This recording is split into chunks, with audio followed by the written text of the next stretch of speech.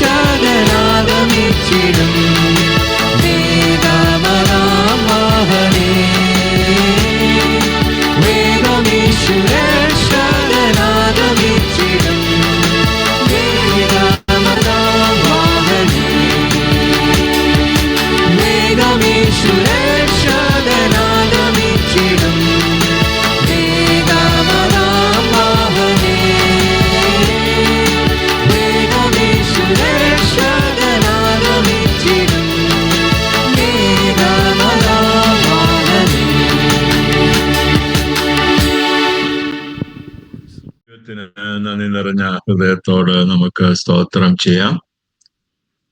ഈ രാത്രി വീണ്ടും നമുക്ക് കർത്താവിന്റെ പാദപീഠത്തിലായിരിക്കാനിടയായല്ലോ. നമ്മുടെ ബൈബിൾ ക്ലാസിന്റെ 8-ാം ദിവസം സന്ധ്യാസമയത്ത് തിരുപാദപീഠത്തിൽ നമ്മളായിരിക്കുന്നു. ക്രിസ്തീയ ജീവിതത്തിൽ വിശുദ്ധീകരണത്തിന്റെ പ്രാധാന്യതയെക്കുറിച്ച് കഴിഞ്ഞ രാത്രി കേൾക്കുവാനിടയായി. പ്രാർത്ഥനയോടെ ദൈവകരങ്ങളിൽ ഏൽപ്പിക്കാം. വചന ശുശ്രൂഷയ്ക്കായിട്ട് ദേവദാസനെ ക്ഷണിക്കാം. സ്തോത്രം. കർത്താവിന്റെ അതിപരിശുദ്ധമായ തിരുനാമം ഇന്നുമെന്നും എന്നേക്കും വാഴ്ത്തപ്പെടുമാറാകട്ടെ. മീറ്റിംഗിൽ അധ്യക്ഷനായി ലീഡ് ചെയ്യുന്ന ബഹുമാന്യനായ കർത്താവിന്റെ ദാസൻ ഗ്രസീം പാസ്റ്റർക്കും സഭയിൽ അദ്ദേഹത്തോടൊപ്പം ശുശ്രൂഷയിൽ പങ്കാളിയാകുന്ന മറ്റ് കർത്തൃ ശുശ്രൂഷകന്മാർക്കും ദൈവവചനത്തെ സ്നേഹിച്ച് പ്രാർത്ഥനാപൂർവ്വം ദൈവസ്ഥനിൽ ചേർന്നിരിക്കുന്ന ബഹുമാന്യരായ മറ്റെല്ലാ സഹോദരങ്ങൾക്കും യേശു ക്രിസ്തുവിന്റെ പരിശുദ്ധ നാമത്തിൽ ഹൃദയപൂർവ്വമായുള്ള വന്ദനങ്ങൾ അറിയിക്കുന്നു. സ്തോത്രം. നമ്മൾ വളരെ വളരെ അകലങ്ങളിലാണ് ഇരിക്കുന്നതെങ്കിലും കർത്താവിന്റെ സാന്നിധ്യം നമ്മൾ എല്ലാവരും ഒരുപോലെ അനുഭവിക്കുന്നു എന്നുള്ളതിൽ ഞാൻ സന്തോഷിക്കുന്നു. കർത്താവ് ഇങ്ങനെയൊക്കെയുള്ള സൗകര്യങ്ങൾ നമുക്ക് ഈ തലമുറയിൽ ഒരുക്കി തന്നല്ലോ. കർത്താവിന്റെ കരുണയ്ക്കും കരുതലിനുമായി നമുക്ക് ഒരുമിച്ച് ദൈവത്തെ നന്ദിയോടെ സ്തുതിക്കുകയും തിരുനാമത്തെ മഹത്വപ്പെടുത്തുകയും ചെയ്യാം. ഇത് മാക്സിമം പ്രയോജനപ്പെടുത്തുവാൻ നമ്മൾ കാണിക്കുന്ന ഉത്സാഹത്തിനായി കർത്താവിനെ സ്തുതിക്കുന്നു. സ്തോത്രം. എന്നാൽ നമ്മൾ ഇതിനെ ലാഘവത്തോടെ കാണരുത്. നിങ്ങൾ ഇത് ഓൺ ചെയ്ത് വെച്ച് ചെമ്മട്ടയിലും ഒക്കെ പോയാലൊന്നും ഞങ്ങൾ അറിയില്ല. പക്ഷെ നിങ്ങൾ അങ്ങനെ ചെയ്യരുത്. നിങ്ങൾ ശ്രദ്ധയോടെ ഇരിക്കണം. എനിക്ക് നിങ്ങളെ ആരെയും കാണാൻ കഴിയുന്നില്ലെങ്കിലും നമുക്ക് ഒരുമിച്ച് കർത്താവിന്റെ സന്നിധിയിലായിരിക്കുന്ന നാം ഒരുമിച്ച് കർത്താവിന്റെ സന്നിധിയിലായിരിക്കുന്ന ബോധത്തോടെ നമ്മൾ എല്ലാവരും ആയിരിക്കണമെന്ന് ദൈവദിനത്തിൽ നിന്നും ചുരുക്കമായി ഞാൻ നിങ്ങളോട് ചില കാര്യങ്ങളൊക്കെ പറഞ്ഞുകൊണ്ടിരിക്കുകയാണ്. ന്യായമായ വിശദീകരണങ്ങൾ ആവശ്യമുണ്ടെങ്കിൽ ചോദിക്കണമെന്ന് ഞാൻ പിന്നെയും നിങ്ങളോട് പറയുകയുണ്ടായി. അങ്ങനെ ചില സഹോദരങ്ങളൊക്കെ ചില കാര്യങ്ങളൊക്കെ ചോദിച്ചിട്ടുണ്ടോ, അതിൽ എനിക്ക് സന്തോഷമുണ്ട്. ഒരു പ്രിയ സഹോദരനോ സഹോദരിയോ ആരാണെന്ന് മനസ്സിലായില്ല, ഇന്ന് ഒരു ചോദ്യം എന്നോട് ചോദിച്ചിട്ടുണ്ട്. ഒരു ചോദ്യമല്ല, it's a multiple question. From that question I understand that is the same person who asked some questions earlier too. നേരത്തെ ചോദിച്ച പ്രിയപ്പെട്ട വ്യക്തി തന്നെയാണ് എന്ന് മനസ്സിലാക്കുന്നു. സ്തോത്രം. ദൈവവചനത്തെയും ഞങ്ങൾ പറയുന്ന ആത്മീയ യാഥാർത്ഥ്യങ്ങളെയും ഗൗരവമായി പ്രിയപ്പെട്ടവര് കാണുന്നു എന്നുള്ളതിൽ ഞാൻ സന്തോഷിക്കുന്നു, അനുമോദിക്കുന്നു. സ്തോത്രം. കർത്താവ് സഹായിക്കട്ടെ. സ്തോത്രം. ചോദ്യത്തിന് മറുപടി പറഞ്ഞിട്ട് പോകുന്നത് ആവശ്യമാണ്. കാരണം അല്ലെങ്കിൽ അത് ഒരു അപാകതയായിട്ട് കിടക്കുമല്ലോ. ചോദ്യം ഇങ്ങനെയാണ്, ഞാൻ പറഞ്ഞത് അതൊരു മൾട്ടിപ്പിൾ ക്വസ്റ്റ്യൻ ആണ്. പല കാര്യങ്ങൾ ഉദ്ദേശിച്ച് അദ്ദേഹം ചോദിച്ചിട്ടുണ്ട്. ഒന്ന്, can you explain the duty of a believer in sanctification process? അതാണ് അദ്ദേഹം ചോദിച്ചിരിക്കുന്ന ഒരു കാര്യം. പിന്നെ ഞാൻ word of God, Holy Spirit ഇവ സാങ്ക്ടിഫിക്കേഷൻ ഉപാധികളാണെന്ന് പറഞ്ഞല്ലോ, പക്ഷെ ഹൗ എന്ന് പറഞ്ഞില്ലല്ലോ. അത് പറയണം. അടുത്തത്, the believers are blind about their duty. How can the church be sanctified in that case? Then can a soul be finally saved by free justification without sanctification?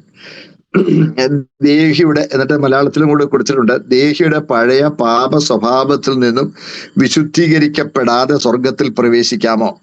സൗരങ്ങളെ, ഈ ചോദ്യങ്ങളൊക്കെ പരസ്പരം ബന്ധമുള്ള ചോദ്യങ്ങളാണ്. ഞാൻ പറഞ്ഞതുമായി ബന്ധമുള്ള കാര്യങ്ങളുമാണ്. സ്തോത്രം. ശ്രദ്ധിക്കുക. ഈ വിശുദ്ധീകരണത്തിന്റെ പ്രാധാന്യത്തെക്കുറിച്ച് ഞാൻ കുറച്ച് കാര്യങ്ങൾ നിങ്ങളോട് ഇന്നലെ പറയുകയുണ്ടായി. ഈ പ്രിയപ്പെട്ട സഹോദരനോ സഹോദരിയോ ചോദിച്ചിരിക്കുന്നത് ഈ വിശുദ്ധീകരണത്തിൽ നമ്മുടെ ഡ്യൂട്ടി എന്താണെന്നാ ചോദിച്ചേക്കുന്നത്. സഹോദരങ്ങളെ, പലപ്പോഴും പ്രത്യേകിച്ച് ഈ മീൻസ് രക്ഷയുടെ ഭദ്രത സംബന്ധമായി ചില അല്പം വ്യത്യസ്തമായ ആശയങ്ങൾ നിർദ്ദേശിക്കുന്ന സഹോദരങ്ങൾ അവര് പറയുന്ന ഒരു കാര്യമാണ്, ഈ വിശുദ്ധീകരണത്തിന് പ്രാധാന്യം കൊടുത്ത് പറയുന്ന ആളുകളൊക്കെ പ്രവൃത്തിയാൽ രക്ഷ എന്നുള്ളതാണല്ലോ പറയുന്നത്. കർത്താവ് ഫിനിഷ് ചെയ്ത കാര്യം, കർത്താവ് പൂർത്തീകരിച്ചതിന് പിന്നെ നമ്മൾ ഒന്നും കൂട്ടാൻ ആവശ്യമില്ല, നമ്മൾ അതിനോട് ഒന്നും കൂട്ടേണ്ട കാര്യവുമില്ല. അങ്ങനെ കൂട്ടാൻ പറയുന്നത് തെറ്റല്ലേ? ഇതാണ് അവർ പറയുന്നത്. സഹോദരങ്ങളെ, കർത്താവ് ചെയ്തത് പൂർത്തീകരിക്കപ്പെട്ടതാണ്. കർത്താവ് പൂർത്തീകരിച്ചിട്ടുണ്ട്. എന്നാൽ അത് സ്വായത്തമാക്കാനും പ്രായോഗിക ജീവിതത്തിൽ അനുഭവിക്കുവാനും നമുക്ക് ഉത്തരവാദിത്വമുണ്ട്. മാത്രമല്ല രക്ഷയ്ക്ക് 3 ഘട്ടങ്ങളുണ്ടെന്നുള്ളത് നമ്മളിവിടെ പൊതുവായിട്ട് ചിന്തിച്ചതാണല്ലോ.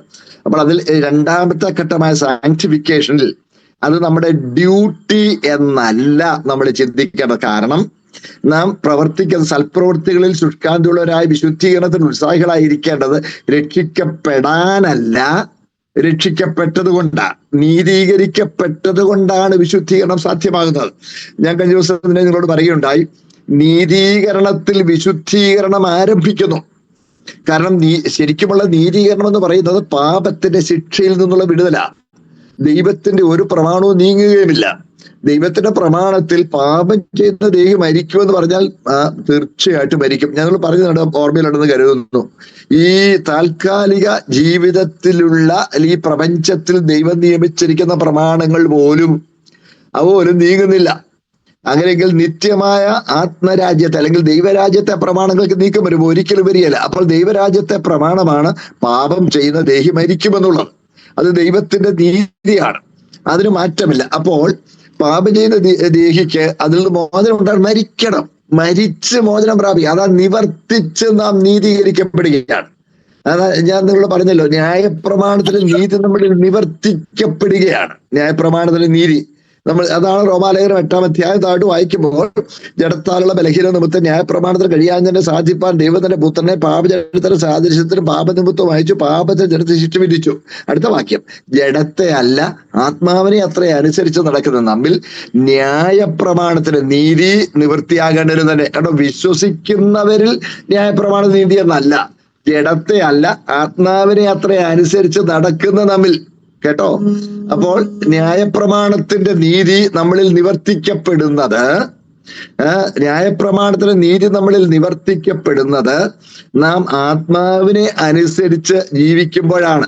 ജഡത്തിന്റെ പ്രവൃത്തികളിൽ നിന്നും ജഡത്തിന്റെ താല്പര്യങ്ങളിൽ നിന്നും സ്വതന്ത്രരായി ആത്മാവിനെ അനുസരിച്ച് ജീവിക്കുമ്പോഴാണ് ന്യായപ്രമാണത്തിന്റെ നീതി നമ്മളിൽ നിവർത്തിയാകുന്നത്. അപ്പോൾ നോക്കണേ, അപ്പോൾ യേശുക്രിസ്തു നമുക്ക് വേണ്ടി മരിച്ചു, പാപം ചെയ്യുന്ന ദേഹി മരിക്കും എന്നുള്ള ആ പ്രമാണം നിവർത്തിക്കുവാനായി പാപികളായ സകല മനുഷ്യർക്കും പകരക്കാരനായി യേശു നമുക്ക് വേണ്ടി മരിച്ചു.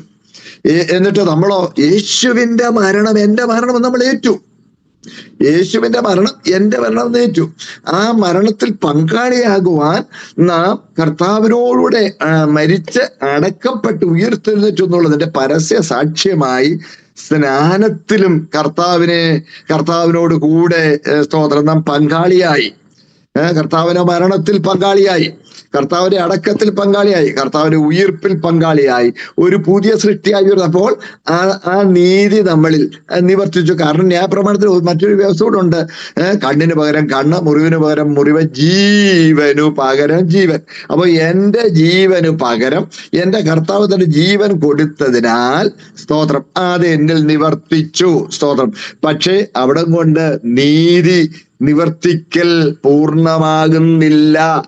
അതില് ജഡത്തെയല്ല ആത്മാവിനെ അത്ര അനുസരിച്ച് നടക്കുന്ന നമ്മിൽ ന്യായപ്രമാണത്തിന് നീതി നിവൃത്തിയാകേണ്ടതിന് തന്നെ. ജഡത്തെയല്ല ആത്മാവിനെ അത്ര അനുസരിച്ച് നടക്കുന്ന നമ്മിൽ അപ്പോൾ ജഡത്തെയല്ല ആത്മാവിനെ അനുസരിച്ച് നടക്കുമ്പോഴാണ് ന്യായപ്രമാണ നീതി അതിന്റെ പൂർണ്ണതയിൽ നമ്മളിൽ നിവർത്തിക്കപ്പെടുന്നത്. സ്തോത്രം. രക്ഷയുടെ 2-ാം ഘട്ടത്തിൽ ദൈവനീതി നിവർത്തിക്കപ്പെട്ടുകൊണ്ടിരിക്കുകയാണ് നമ്മളിൽ. സ്തോത്രം. നിങ്ങൾ ശ്രദ്ധിച്ച് കേൾക്കണം, തെറ്റിദ്ധരിക്കരുത്. ന്യായപ്രമാണം അപ്പൊ അത് ഈ വിശുദ്ധീകരണം എന്ന് പറയുന്നത് രക്ഷയുടെ 2-ാം ഘട്ടമെന്നാ, രക്ഷയുടെ 2-ാം ഘട്ടമെന്നാ നമ്മൾ അവിടെ വായിക്കുന്നത്. സ്തോത്രം. അതല്ലേ ഫിലിപ്പിനെ നമ്മൾ ഇന്നലെ കണ്ടു. ശ്രദ്ധിക്കണേ. സ്തോത്രം. നിങ്ങളുടെ രക്ഷയ്ക്കായി പ്രവർത്തിപ്പീൻ എന്ന് നമ്മൾ കാണുകയുണ്ടായി. മാത്രമല്ല തിമോത്തിയോസിന്റെ 1-ാം ലേഖനം അതിന്റെ 4-ാമത്തെ 16-ാമത്തെ വാക്യത്തിൽ പൗലോസ്ലീഹ പറയുന്നു, നിന്നെ തന്നെയും ഉപദേശത്തെയും സൂക്ഷിച്ചു കൊള്ളുക, അതിൽ ഉറച്ചു നിൽക്കുക. അങ്ങനെ ചെയ്താൽ നീ നിന്നെയും നിന്റെ പ്രസംഗം കേൾക്കുന്നവരെയും രക്ഷിക്കും. അപ്പോൾ ജീവിതം സൂക്ഷിക്കണം. രക്ഷയുടെ 2-ാം ഘട്ടം നമുക്ക് അനുഭവമാകണമെങ്കിൽ ജീവിതത്തിൽ സൂക്ഷ്മതയുള്ളവരെ. അപ്പൊ എന്താ അതിന്റെ ഡ്യൂട്ടി എന്ന് ചോദിക്കുമ്പോൾ, പ്രിയപ്പെട്ടവരെ, ഇന്ന കാര്യങ്ങൾ ചെയ്യണം, ഇന്ന കാര്യങ്ങൾ ചെയ്യണമെന്ന് ഒരു ലിസ്റ്റ് ന്യായപ്രമാണത്തിൽ കൊടുത്തേക്കുന്ന പോലെ നമുക്ക് തന്നിട്ടില്ല. അതിന്റെ ആവശ്യമില്ല. കാരണം പഴയ നിയമം ചെയ്യുക എന്നാണെങ്കിൽ പുതിയ നിയമം ആയിത്തീരുക എന്നാണ്. ആയിത്തീരുക. ഒരു പുതിയ സൃഷ്ടിയായി തീർന്നു. നമ്മൾ പുതിയ സൃഷ്ടിയായി തീർന്നപ്പോൾ പാപസംബന്ധമായി മരിച്ചവർ എന്നും, നോക്കണേ, ദൈവത്തിന് ജീവിക്കുന്നവർ നിങ്ങളെ തന്നെ എണ്ണുവീനെന്ന പാപസംബന്ധമായി മരിച്ചവരും നീതിക്ക് ജീവിക്കുന്നവരുമെന്ന് നമ്മളെ തന്നെ എണ്ണുക എന്ന. We have to consider ourselves, we have to count ourselves that way. കാരണം നമ്മളത് മരിച്ചു പോയില്ല. ആ പഴയ പാപപ്രകൃതം even though in a subdued form it remains within us. നമ്മളിൽ old sin nature remains within us. നമ്മളിൽ ആ പാപപ്രകൃതി കീഴ്പ്പെടുത്തപ്പെട്ട നിലയിൽ നമ്മളിൽ ഇപ്പോഴുമുണ്ട്. അതുകൊണ്ടാണ് റോമാലേഖനം 7-ാം അധ്യായത്തിൽ അയ്യോ ഞാൻ അരിഷ്ട മനുഷ്യൻ, ഈ മരണത്തിന് അധീനമായ ശരീരത്തിനെ ആർ വിടുവിക്കും. അവിടെ കൂടി നിന്നില്ല. അടുത്ത വാക്യം, കർത്താവായ യേശുക്രിസ്തു മുഖാന്തരം നമുക്ക് ജയം നൽകുന്ന ദൈവത്തിന് സ്തോത്രം. നോക്കണേ, അപ്പോൾ ഞാൻ അരിഷ്ടത നിറഞ്ഞ ആ ജീവിതത്തിൽ നിന്ന് യേശുക്രിസ്തു മുഖാന്തരം നമുക്ക് ജയം ലഭിച്ചിരിക്കുക. യേശുക്രിസ്തു മുഖാന്തരം നമ്മൾ ജയം ലഭിച്ചു. കർത്താവിന്റെ നമ്മുടെ കർത്താവ് യേശുക്രിസ്തു മുഖാന്തരം ഞാൻ ദൈവത്തെ സ്തോത്രം. ഇങ്ങനെ തന്നെ ഞാൻ ബുദ്ധി കൊണ്ട് ദൈവത്തിന്റെ പ്രമാണത്തെയും ജഡം കൊണ്ട് പാപത്തിന്റെ പ്രമാണത്തെയും സേവിക്കുന്നു. നോക്കണേ, സ്തോത്രം. ഞാൻ നമ്മുടെ കർത്താവ് യേശുക്രിസ്തു മുഖാന്തരം ദൈവത്തിന് സ്തോത്രം. അപ്പോൾ യേശുക്രിസ്തു മുഖാന്തരം നമുക്ക് അതിൽ നിന്ന് വിജയം തന്നിരിക്കുക. ആ വിജയം നമ്മൾ പ്രായോഗിക ജീവിതത്തിൽ നിലനിർത്തുവാൻ നമുക്ക് ആവശ്യമുണ്ട്. അല്ല ചില ഡ്യൂട്ടി ചെയ്യുക എന്ന നിലയിൽ നമ്മളെ ചിന്തിക്കരുത്. ഒരു പുതിയ സൃഷ്ടിയായി, പക്ഷെ പഴയതിന്റെ ആ പാപപ്രകൃതി നമ്മളിൽ നിലനിൽക്കുന്നുണ്ട്. ഈ ആയിത്തീർന്നു കഴിഞ്ഞപ്പോൾ ചെയ്യുന്നത് സ്വാഭാവികമാകും. ചെയ്യുന്നത് എന്താകും? സ്വാഭാവികമാകും. തീക്കട്ട കരിക്കട്ടയായാൽ ജ്വലിച്ചുകൊണ്ടിരിക്കും. നമുക്കറിയാം, ഒരു പുഴു ചിത്രശലഭമായാൽ, വീണ്ടും ചേണ്ടത് നല്ലൊരു ഉദാഹരണമല്ലേ പുഴു. ആ പുഴു പച്ചലയുടെ മുകളിൽ ഇരുന്ന് പച്ചല ഇങ്ങനെ ചവർക്കുന്ന പച്ചല തിന്നിരിക്കുക. കണ്ടാലേ അറപ്പ് തോന്നുന്ന പുഴു. പക്ഷേ അത് പ്യൂപ്പായിലേക്ക് കടന്നു. പ്യൂപ്പാ ദശയിൽ അതിങ്ങനെ തുടർന്ന് വന്നേച്ച് മീൻസ് ഒരു ചിത്രശലഭമായി പുറത്ത് വന്നാൽ പിന്നെ അതൊരിക്കലും ഈ പച്ചല തിന്നുകയല്ല, പിന്നെ അത് തേനേ കുടിക്കുകയുള്ളൂ. നോക്കണേ, സ്തോത്രം. പഴയ ആ പുഴു തന്നെയാ അതിന്റെ ശരീരം, ആ പഴയ പുഴു തന്നെ. പക്ഷെ 2 ചിറക് വെച്ചു. പിന്നെ ഒരു പുതിയ പ്രകൃതം അതിലുണ്ടായി. ആ പുതിയ പ്രകൃതമുണ്ടായി. നോക്കണേ, അപ്പോൾ എന്നാൽ ഇതുപോലെ നമ്മളിൽ ഒരു പുതുക്കമുണ്ടാകുമ്പോൾ ആ പഴയ സ്വഭാവം ഈവെന്തോ ഉദാഹരണം തന്നെ പരിമിതി ഉണ്ടെന്നുള്ളത് ഓർക്കണം കേട്ടോ, സ്തോത്രം. കാരണം പുഴു ചിത്രശലമാകുന്നത് ഉദാഹരണമായിട്ട് എടുക്കുമ്പോഴും അതിന് പരിമിതിയുണ്ട്. ആ പഴയ പാപപ്രകൃതം നമ്മളിൽ കീഴ്പ്പെടുത്തപ്പെട്ടതായി നമ്മൾ നിലനിൽക്കുന്നു. അതുകൊണ്ടാണ് പൗലോസ് പറഞ്ഞത്, ഞാൻ ദിവസേന മരിക്കുന്നു. എല്ലാ ദിവസവും നമ്മളെ കീഴ്പ്പെടുത്തി, ആ പഴയ പാപ സ്വഭാവത്തെ കീഴ്പ്പെടുത്തി ആത്മാവിനാൽ ജഡത്തിന്റെ പ്രവൃത്തികളെ മരിപ്പിക്കണം. അതല്ലേ റോമാലേഖനത്തിലൊക്കെ വായിക്കുന്നത്. ആത്മാവിനാൽ ജഡത്തിന്റെ പ്രവൃത്തികളെ മരിപ്പിക്കുന്നു എങ്കിൽ നിങ്ങൾ ജീവിക്കും. ആ മരിപ്പിച്ചുകൊണ്ടിരിക്കുന്ന അവസ്ഥയാണ് നമ്മുടെ ഡ്യൂട്ടി. സ്തോത്രം. അല്ലാതെ കുറെ ലിസ്റ്റ് നമുക്ക് തന്നിട്ടില്ല. നമുക്ക് കുറെ ലിസ്റ്റ് ഒന്നും തന്നിട്ടില്ല. ലിസ്റ്റ് തന്നിട്ടില്ലെന്ന് പറയുമ്പം ശരിയാകുകയില്ല. ഞാൻ പറഞ്ഞ അതിനകത്ത് ഇച്ചിരി തിരുത്ത് പറഞ്ഞോട്ടെ. ലിസ്റ്റ് നമുക്ക് തന്നിട്ടില്ലെങ്കിലും മുഴുവൻ പ്രമാണവും തന്നിട്ടുണ്ട്. അതുകൊണ്ടല്ലേ ഇന്നലെ ഞാൻ പറഞ്ഞല്ലോ, അത് എന്റെ സഹോദരൻ ചോദിച്ച ചോദ്യത്തിലുണ്ട്. അതായത് 2 ഉപാധികൾ ഞാൻ പറഞ്ഞു. ഒന്ന് വചനവും 2 പരിശുദ്ധാത്മാ. അപ്പൊ വചനം പറഞ്ഞപ്പോൾ വചനം എങ്ങനെയാ പ്രയോഗിക്കുന്നതെന്ന് നമ്മൾ പറഞ്ഞില്ലല്ലോ എന്ന് പറഞ്ഞു. അതിന്റെ പൊന്നു സൗകര്യങ്ങളിൽ വചനം അനുസരിക്കണം, വചനം വിശ്വസിക്കണം, വചനം അനുസരിക്കണം. വചനം വിശ്വസിക്കുകയും വചനം അനുസരിക്കുകയും ചെയ്യുമ്പോൾ, സ്തോത്രം, ആ വചനം നമ്മുടെ വിശുദ്ധീകരണത്തിന് ഉപാധിയാവുകയാ. വിശ്വസിക്കുകയും അനുസരിക്കുകയും ചെയ്യണം. ഇങ്ങനെ ഒരു വാക്യമുണ്ട്, ശ്രദ്ധിച്ച്. ഈ ഹോശിയ ഒരു പ്രവചനത്തിന് വാക്യമുണ്ട്. 8-ാം അധ്യായം 12-ാമത്തെ വാക്യം. ഞാൻ എന്റെ ന്യായപ്രമാണം അവന് 10,000 കൽപ്പനയായി എഴുതി കൊടുത്താലും അവ അപൂർവകാര്യമായി എണ്ണപ്പെടുന്നു. കണ്ടോ, ഞാൻ എന്റെ ന്യായപ്രമാണം അവന് 10,000 കൽപ്പനയായി എഴുതി കൊടുത്താലും എന്ന് പറഞ്ഞാൽ നിനക്ക് എന്റെ 10,000 കൽപ്പന ചട്ടങ്ങളായി റൂൾസ് എല്ലാം എഴുതി കൊടുത്താലും, സ്തോത്രം, അത് അപൂർവ കാര്യമായി. ഇതൊക്കെ ആരെയും കൊണ്ടുവെക്കുന്ന ഇതൊന്നും ഇത് ന്യായമായ കാര്യമൊന്നും അല്ല. എന്ന് എണ്ണപ്പെടുന്നു എന്നാണ്. അതുപോലെ പുതിയ നിയമത്തിൽ ഇങ്ങനെ ലിസ്റ്റ് ഒന്നും തന്നിട്ടില്ല. പഴയ നിയമത്തിൽ ലിസ്റ്റ് ഉണ്ടായിരുന്നു, എന്തൊക്കെ കഴിക്കാം, എന്തൊക്കെ കഴിച്ചുകൂടാ, എന്തുടുക്കാൻ പാടില്ല, പിന്നെ ആരെ കല്യാണം കഴിക്കാം, ആരെ കല്യാണം കഴിക്കാൻ പാടില്ല, പിന്നെ എന്ന് വേണ്ട, പിന്നെ സാമൂഹ്യ ജീവിതത്തിലുള്ള ഉപാധികൾ, ഈവൻ ശാരീരിക വെടിപ്പിനുള്ള നിർദ്ദേശങ്ങൾ പോലും എല്ലാം, സാമൂഹ്യ ജീവിതത്തിന്, കുടുംബജീവിതത്തിന്, ഭക്ഷണ കാര്യങ്ങൾക്ക്, വസ്ത്രധാരണത്തിന് എന്ന് വേണ്ട എല്ലാത്തിനും വേണ്ട നീണ്ട ലിസ്റ്റുകൾ, ചട്ടങ്ങൾ നമുക്ക് തന്നിരുന്നു. അങ്ങനെ പുതിയ പുതിയ ചട്ടങ്ങളില്ല. ഈ ചട്ടങ്ങൾ തന്ന ചട്ടങ്ങൾ പ്രമാണിക്കുന്നത് ഇന്നലെ ഞാൻ പറഞ്ഞല്ലോ, ആ മിനിമം പരിപാടി എന്താന്നാ പറഞ്ഞ് എന്തൊക്കെയാ ചെയ്യേണ്ടതെന്ന് ആ മിനിമം പരിപാടി പറഞ്ഞാൽ ഞങ്ങൾ അതൊക്കെ അങ്ങ് ചെയ്തെങ്കിൽ രക്ഷപ്പെട്ടോളാം എന്ന് നിങ്ങൾ ചിന്തിക്കരുത്. പുതിയ സൃഷ്ടി ആയേ തീരൂ. സൗകര്യങ്ങളെ, ഈ രക്ഷ ഒരിക്കൽ രക്ഷിക്കപ്പെട്ട പിന്നെ ഒന്നും നോക്കണ്ട എന്ന് പറയുന്ന ആളുകൾ പറയുന്നത്, എന്നെ പോലെ ദൈവവചനം പറയുന്ന അവരെ വിമർശിച്ചുള്ളവർ, ഇവര് പറയുന്ന പ്രവൃത്തിയാലാ രക്ഷയെന്ന്, കർത്താവിന് അവരും പറയുന്നത് കൃപയാലാ രക്ഷയെന്ന്. എന്റെ പോലെ കർത്താവ് ഈ പ്രവർത്തിയാൽ, ഇപ്പൊ ഞാനിത് പറയുമ്പോൾ നിങ്ങൾ വ്യാഖ്യാനിക്കരുത് ഞാൻ പ്രവർത്തിക്കാൻ രക്ഷ പറയുന്നു എന്ന് വിചാരിക്കരുത്. രക്ഷിക്കപ്പെട്ടവൻ സൽപ്രവൃത്തിക്കായി രക്ഷിക്കപ്പെട്ടിരിക്കുക.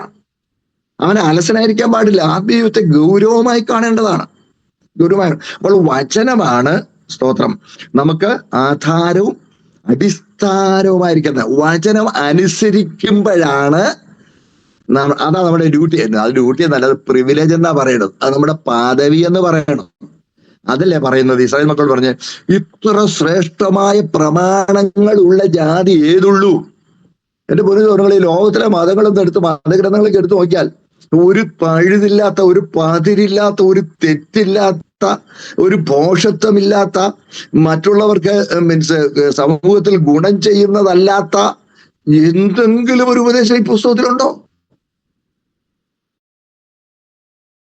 മറ്റു പലരും എല്ലാവരും അതിനെല്ലാം വന്നേക്കണം, അല്ലാത്തവനെ എല്ലാം അത് ചെയ്യണം, ഇങ്ങനെ ചെയ്യണം, ആട്ടിപ്പായിക്കണം, ഇങ്ങനെയൊക്കെ പറയുമ്പോൾ മറ്റുള്ളവർക്ക് ദ്രോഹം വരുന്ന ഒത്തിരി കാര്യങ്ങൾ പല മതങ്ങളും നിർദ്ദേശിക്കുമ്പോൾ നമ്മൾ ഇതാണ് ഇത്ര ശ്രേഷ്ഠ പ്രമാണമുള്ള ജാതി ഏതുള്ളൂ. ആ പഴയ നിയമത്തിലെ അതിനേക്കാളും ഉന്നതമായ പ്രമാണമാണ് നമുക്ക് തന്നേക്കുന്നത്. അപ്പോൾ നമ്മൾ എന്താ ഡ്യൂട്ടി എന്ന് ചോദിക്കരുത്. ഡ്യൂട്ടി എന്താന്ന് ചോദിച്ചാൽ വചനം പൂർണ്ണമായി വിശ്വസിക്കുക, വചനം പൂർണ്ണമായി അനുസരിക്കുക. സ്തോത്രം. അതാണ് നമ്മുടെ, അത് ഡ്യൂട്ടി എന്ന് പറയില്ലെന്നാ ഞാൻ പറഞ്ഞത്. അത് നമ്മുടെ പ്രിവിലേജ് എന്ന് പറയണം, നമ്മുടെ പദവി എന്ന് പറയണം, അത് നമ്മുടെ ഭാഗ്യം എന്ന് പറയണം. ഈ പ്രമാണം, ഇത്ര വലിയ പ്രമാണം, ആളത്വത്തിന് രൂപാന്തരം വരുത്തുന്ന പ്രമാണം. അതല്ലേ ഞാൻ ഇന്നലെ പറഞ്ഞില്ലേ, ഈ പഴയ നിയമത്തിൽ കൽപ്പനയും പുതിയ നിയമത്തിൽ ഉപദേശമാണ്. ചോദ്യത്തിന് ഉത്തരമായിട്ടാണ് ഞാൻ പറയുന്നതെങ്കിലും ഇത് എല്ലാവർക്കും വേണ്ടി പാഠമായിട്ടും കൂടെ ഞാൻ പറയുന്നത് കേട്ടോ. സ്തോത്രം. പ്രിയപ്പെട്ടവരെ, ഇന്നലെ ഞാൻ പറഞ്ഞ നിങ്ങൾ മറന്നുപോലെ, ഞാൻ പറഞ്ഞില്ലേ, പഴയ നിയമത്തിൽ കൽപ്പനയും പുതിയ നിയമത്തിൽ ഉപദേശവുമാണ്. പഴയ നിയമ ഈ കൽപ്പന എന്ന് പറഞ്ഞാൽ, പ്രിയപ്പെട്ടവരെ, യജമാനൻ ദാസന് കൊടുക്കുന്ന കൽപ്പന. എന്നാൽ ഉപദേശം അപ്പൻ മക്കൾക്ക് കൊടുക്കുന്നതാണ് ഉപദേശം. അപ്പോൾ കൽപ്പന യജമാനൻ ദാസന് കൊടുക്കുക. ഇപ്പൊ കൽപ്പന അനുസരിക്കുന്നതിന് വലിയ പ്രേരണ എന്താണെന്നറിയാമോ? പേടി, യജമാനന്റെ ശിക്ഷ ഉണ്ടാകുന്നു, അല്ലെങ്കിൽ കൂലി കിട്ടുമെന്നുള്ള കൊതി. ഈ രണ്ടിൽ ഏതെങ്കിലും ഒന്നാണ് കൽപ്പന അനുസരിക്കുന്നില്ല പ്രേരണ. ഒന്നുകിൽ കൂലി കിട്ടുമെന്നുള്ള കൊതി, അല്ലെങ്കിൽ ശിക്ഷ ലഭിക്കുമെന്നുള്ള പേടി. ഇതാണ് കൽപ്പന അനുസരിക്കുന്നില്ല പ്രേരണ. എന്നാൽ ഉപദേശം അനുസരിക്കുന്നില്ല പ്രേരണ അപ്പനോടുള്ള സ്നേഹമാണ്, ആ ബന്ധമാണ്. ശ്രദ്ധിക്കണേ. ഇനി വേറൊരു കാര്യം ഓർക്കണം. ഈ കൽപ്പന കൊടുക്കുമ്പോൾ ജോലി ചെയ്ത് കിട്ടുക എന്നതേ ഉള്ളൂ. See, when a master gives a command, he aims at getting a finished product from the labor of the one who is undertaking that job. ആ ഫിനിഷ്ഡ് പ്രോഡക്റ്റ് ആണ് അവന്റെ ലക്ഷ്യം. ഞാൻ പറയുന്നത് മനസ്സിലായില്ല, എനിക്ക് ഒന്നുകൂടെ ഞാൻ വ്യക്താക്കാം. സ്തോത്രം. ഇനിയിപ്പോ ഉപദേശം എന്താണെന്നുള്ള പറയുമ്പോൾ ഒന്നുകൂടെ മനസ്സിലാവും.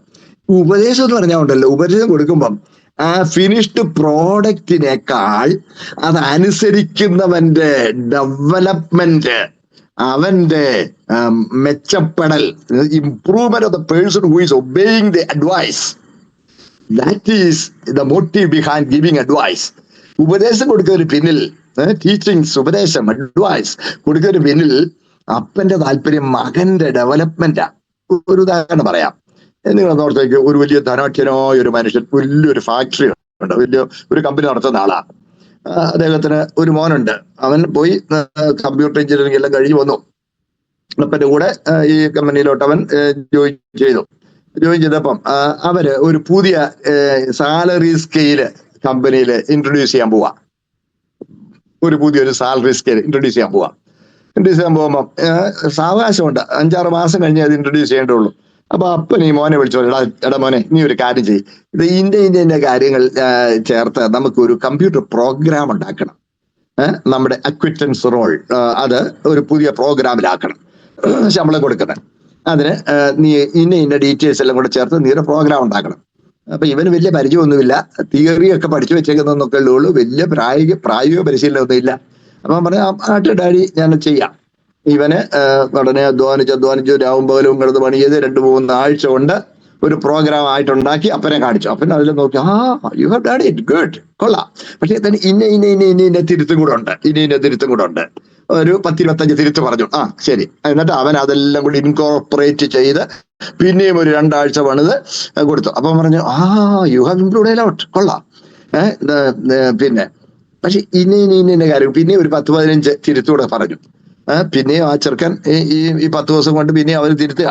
ഇവനിങ്ങനെ നീണ്ട ദിവസങ്ങൾ കഷ്ടപ്പെട്ട് ചെയ്യുക. അവിടെ നല്ല മിടുമിടുക്കന്മാരായ professionally qualified experience computer programmers ഉണ്ട്, കമ്പനിയിലുണ്ട്. അവരോട് പറഞ്ഞാൽ പ്രോഗ്രാം ഒരാഴ്ച കൊണ്ട് ഉണ്ടാക്കി കൊടുക്കും. പക്ഷെ അപ്പൻ അവരുടെ കൈ കൊടുക്കാതെ ഈ മോന്റെ കൊടുത്ത് എന്തിനാണെന്നറിയാമോ? ഈ മോന്റെ ഡെവലപ്മെന്റ്, മോൻ പരിശീലിപ്പിക്കപ്പെടണം, അതിനുവേണ്ടിയാ. മറ്റേ മീൻസ് ജോലിക്കാരൻ്റെ കൊടുത്താൽ, കൽപ്പന കൊടുത്താൽ, ഓർഡർ കൊടുത്താൽ ആ ജോലിക്കാരൻ അവന് ഫിനിഷ് ചെയ്യുന്ന പ്രോഡക്റ്റ് ആണ് അപ്പന് പ്രധാനം. എന്നാൽ ഇവിടെ മകന് ഈ ഉപദേശം കൊടുക്കുമ്പോൾ ഈ മകന്റെ മീൻസ് പുരോഗതി, അവന്റെ ഇംപ്രൂവ്മെന്റ്, അവന്റെ പരിശീലനം, അതാണ് അപ്പന് പ്രധാനം. അവൻ മെച്ചപ്പെടുന്ന പ്രധാനം. ഇതാണ് ഉപദേശത്തിന്റെ വ്യത്യാസം. കൽപ്പനയും ഉപദേശവും തമ്മിലുള്ള വ്യത്യാസം ഇത് കണ്ടോ? ഇതുപോലെ പുതിയ നിയമത്തിൽ കേട്ടോ, പുതിയ നിയമത്തിലെ ഉപദേശങ്ങളെല്ലാം അനുസരിക്കുന്നവനെ രൂപാന്തരപ്പെടുത്തുന്നതാ. അത് വെറും ചുമതല ചെയ്യുന്നല്ല. ഈ മകൻ ഈ വിവരം അപ്പനെ എനിക്ക് എന്തെങ്കിലും ഇത് അവിടെ പറയുന്നത്, daddy, why should you bother me? Why so and so is there, he can do it in a week's time. Why should you trouble me? Why should I take up this burden? ഈ മകൻ അങ്ങനെ ചോദിച്ചെന്നിരിക്കട്ടെ, വലിയ വിവരം ഇല്ലാത്ത ചേർക്കനാണെങ്കിൽ. No, I can get a finished product from them, but I want you to get practice. I want you to undergo the training. That's why I ask you to do this. നിനക്ക് മാറ്റം നേടാ കൊച്ചേ, അതാ എന്റെ ആഗ്രഹം എന്ന് പറഞ്ഞ് ഈ മോന് കൊടുത്താൽ, സ്തോത്രം, അപ്പോഴീ മോന് കൊള്ളാം, my daddy is interested in my improvement, my development, my practice.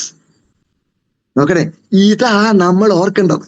ഈ ദൈവവചനത്തിന്റെ പുതിയ നിയമത്തിലെ എല്ലാ ഉപദേശങ്ങളും ഉണ്ടല്ലോ നമ്മുടെ ഇംപ്രൂവ്മെന്റിന് വേണ്ടിയാ, അല്ലാതെ എങ്ങനെ സ്വർഗത്തെ കടന്നുകൂടാനുള്ള ചവിട്ടുപടികളൊന്നും അല്ല. എന്റെ കൂടെ ഉണ്ടോ നിങ്ങൾ എല്ലാവരും? എനിക്ക് ആരെയും കാണാൻ വരല്ലോ എന്റെ പൊന്നു സഹോദരങ്ങളെ. അത് ഡൂ എന്നും ഡ്യൂട്ടി എന്നും ഒന്നും പറഞ്ഞേക്കല്ല, പ്രിവിലേജ് എന്ന് പറയണം. പ്രിവിലേജ് പുതിയ നിയമത്തിൽ കൽപ്പനകളല്ല, ഉപദേശമാ കേട്ടോ പ്രിയപ്പെട്ടവര്. അതുകൊണ്ട് കൽപ്പന അനുസരിക്കുന്ന പഴയത്തിൽ കൽപ്പനകളുണ്ടായിരുന്നു. ഈ കൽപ്പന അനുസരിക്കുമ്പം കൂലി കിട്ടും, അല്ലെ തല്ല് കിട്ടും, ഇതായിരുന്നു. പക്ഷെ നമുക്ക് എന്താണെന്നറിയോ, ഈ കൽപ്പന അനുസരിക്കുന്ന ദാസന് കൂലി കിട്ടും, പക്ഷേ ഉപദേശം അനുസരിക്കുന്ന മകന് അവകാശം കിട്ടും. ഉപദേശം അനുസരിക്കുന്ന മകന് അവകാശം, അവകാശമാണ് നമ്മൾ പ്രാർത്ഥിക്കാൻ പോകുന്നത്. അതല്ലേ തിരിച്ചു പറയും, അവകാശം എന്ന പ്രതിഫലം കർത്താവ് തരും. ക്രിസ്തുയേശുവിൽ കൂട്ടവകാശികളാകാൻ പോവാ നമ്മള്. എന്താ സൗരങ്ങളെ, നിങ്ങളുടെ ഹൃദയത്തിൽ സന്തോഷമുണ്ടോ? അതുകൊണ്ട് ഒരിക്കൽ പോലും ഞാനൊരു ചുമതല ചെയ്യുന്നെന്ന് ചിന്തിക്കരുത്. അയ്യോ, എന്തൊരു ഭാരം. നമ്മൾ പഴയത് വായിക്കുന്നുണ്ട് കേട്ടോ, സെക്രട്ടറി പ്രവചനത്തിലൊക്കെ വായിക്കുന്നുണ്ട്. എന്തൊരു ഭാരം. ഈ ഗോതമ്പിന്റെ പതറി വിൽക്കാനുള്ള പീടിക, ധാന്യപ്പീടിക തുറന്നു വെക്കാൻ അമാവാസിയും ശബത്തും എപ്പോ ഒഴിഞ്ഞു പോകുമെന്ന് ഇങ്ങനെ നോക്കി നിൽക്കുക. ഒരു കടമ, അങ്ങനെ ഒരു കടമ നിർവഹിക്കുന്നതല്ല ഞങ്ങൾ ഈ പറയുന്നത്. ഞങ്ങൾ ഈ പറയുന്നത് വ്യക്തിയുടെ രൂപാന്തരത്തിന് ഉതകുന്ന ദൈവ നിയമിതമായ അനുഗ്രഹിക്കപ്പെട്ട ഉപദേശത്തിന്റെ സ്തോത്രം, ഉപദേശത്തിന്റെ മാർഗമാണ് നിങ്ങൾ പറയുന്നത്. അതാ പുതിയ നിയമം എന്ന് പറയുന്നത് ഒരു മാർഗമാ, ഒരു വഴിയാ. അല്ല കടമ ചെയ്യുന്ന പോലെ ഡ്യൂട്ടി എന്നെന്ന് ആരും പറയല്ല.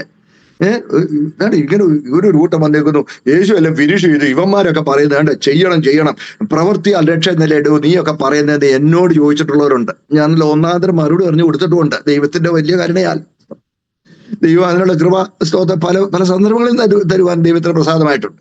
അതുകൊണ്ട് അങ്ങനെ ചിന്തിക്കുന്ന ആരെങ്കിലും എന്നെ കേൾക്കുന്നെങ്കിൽ പ്ലീസ്, ഞാനീ പറയുന്നത് സത്യവചനമാണ്.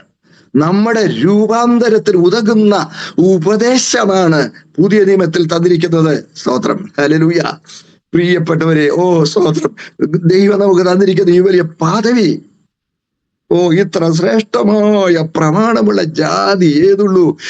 എന്നെ സ്തോത്രം സ്വർഗീയനാക്കുവാൻ, എന്നെ യേശുക്രിസ്തുവിന് യോജിച്ച മണവാട്ടിയാക്കുവാൻ സ്തോത്രം എന്റെ ദൈവം തന്നിരിക്കുന്ന ഈ ജീവന്റെ വചനം, അതല്ലേ ജീവന്റെ വചനമാ.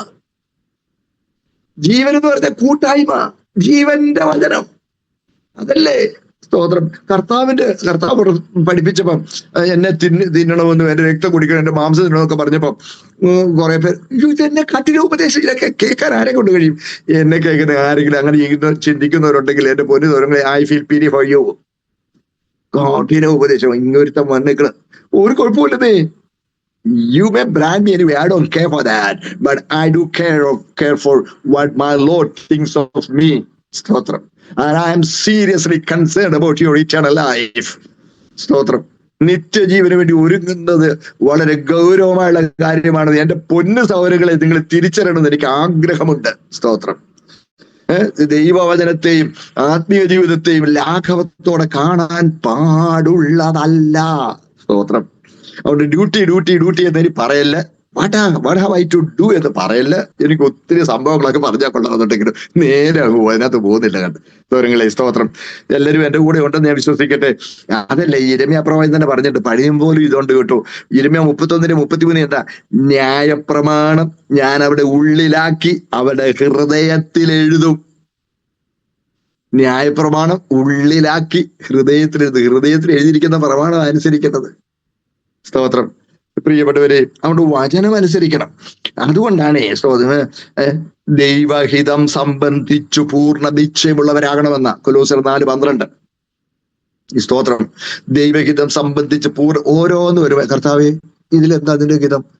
ഓരോന്ന് എന്ത് ഹിതം? അത് നമുക്ക് ഉള്ളിൽ തന്നെ ഒരു തിരിച്ചറിവുണ്ടാണ്. ദൈവഹിതം സംബന്ധിച്ച് പൂർണ്ണ നിശ്ചയം പ്രാപിക്കണം. ഹല്ലേലൂയ. എല്ലാവരും എന്റെ കൂടെ ഉണ്ടെന്ന് ഞാൻ വിശ്വസിക്കട്ടെ. സ്തോത്രം. പ്രിയപ്പെട്ടവരെ, അതിനാണ് നമ്മൾ പോരാടണം. ഞാൻ പറഞ്ഞ വാക്യം കൊലോസ്യർ 4:12. സ്തോത്രം. നിങ്ങളിൽ ഒരുവനായ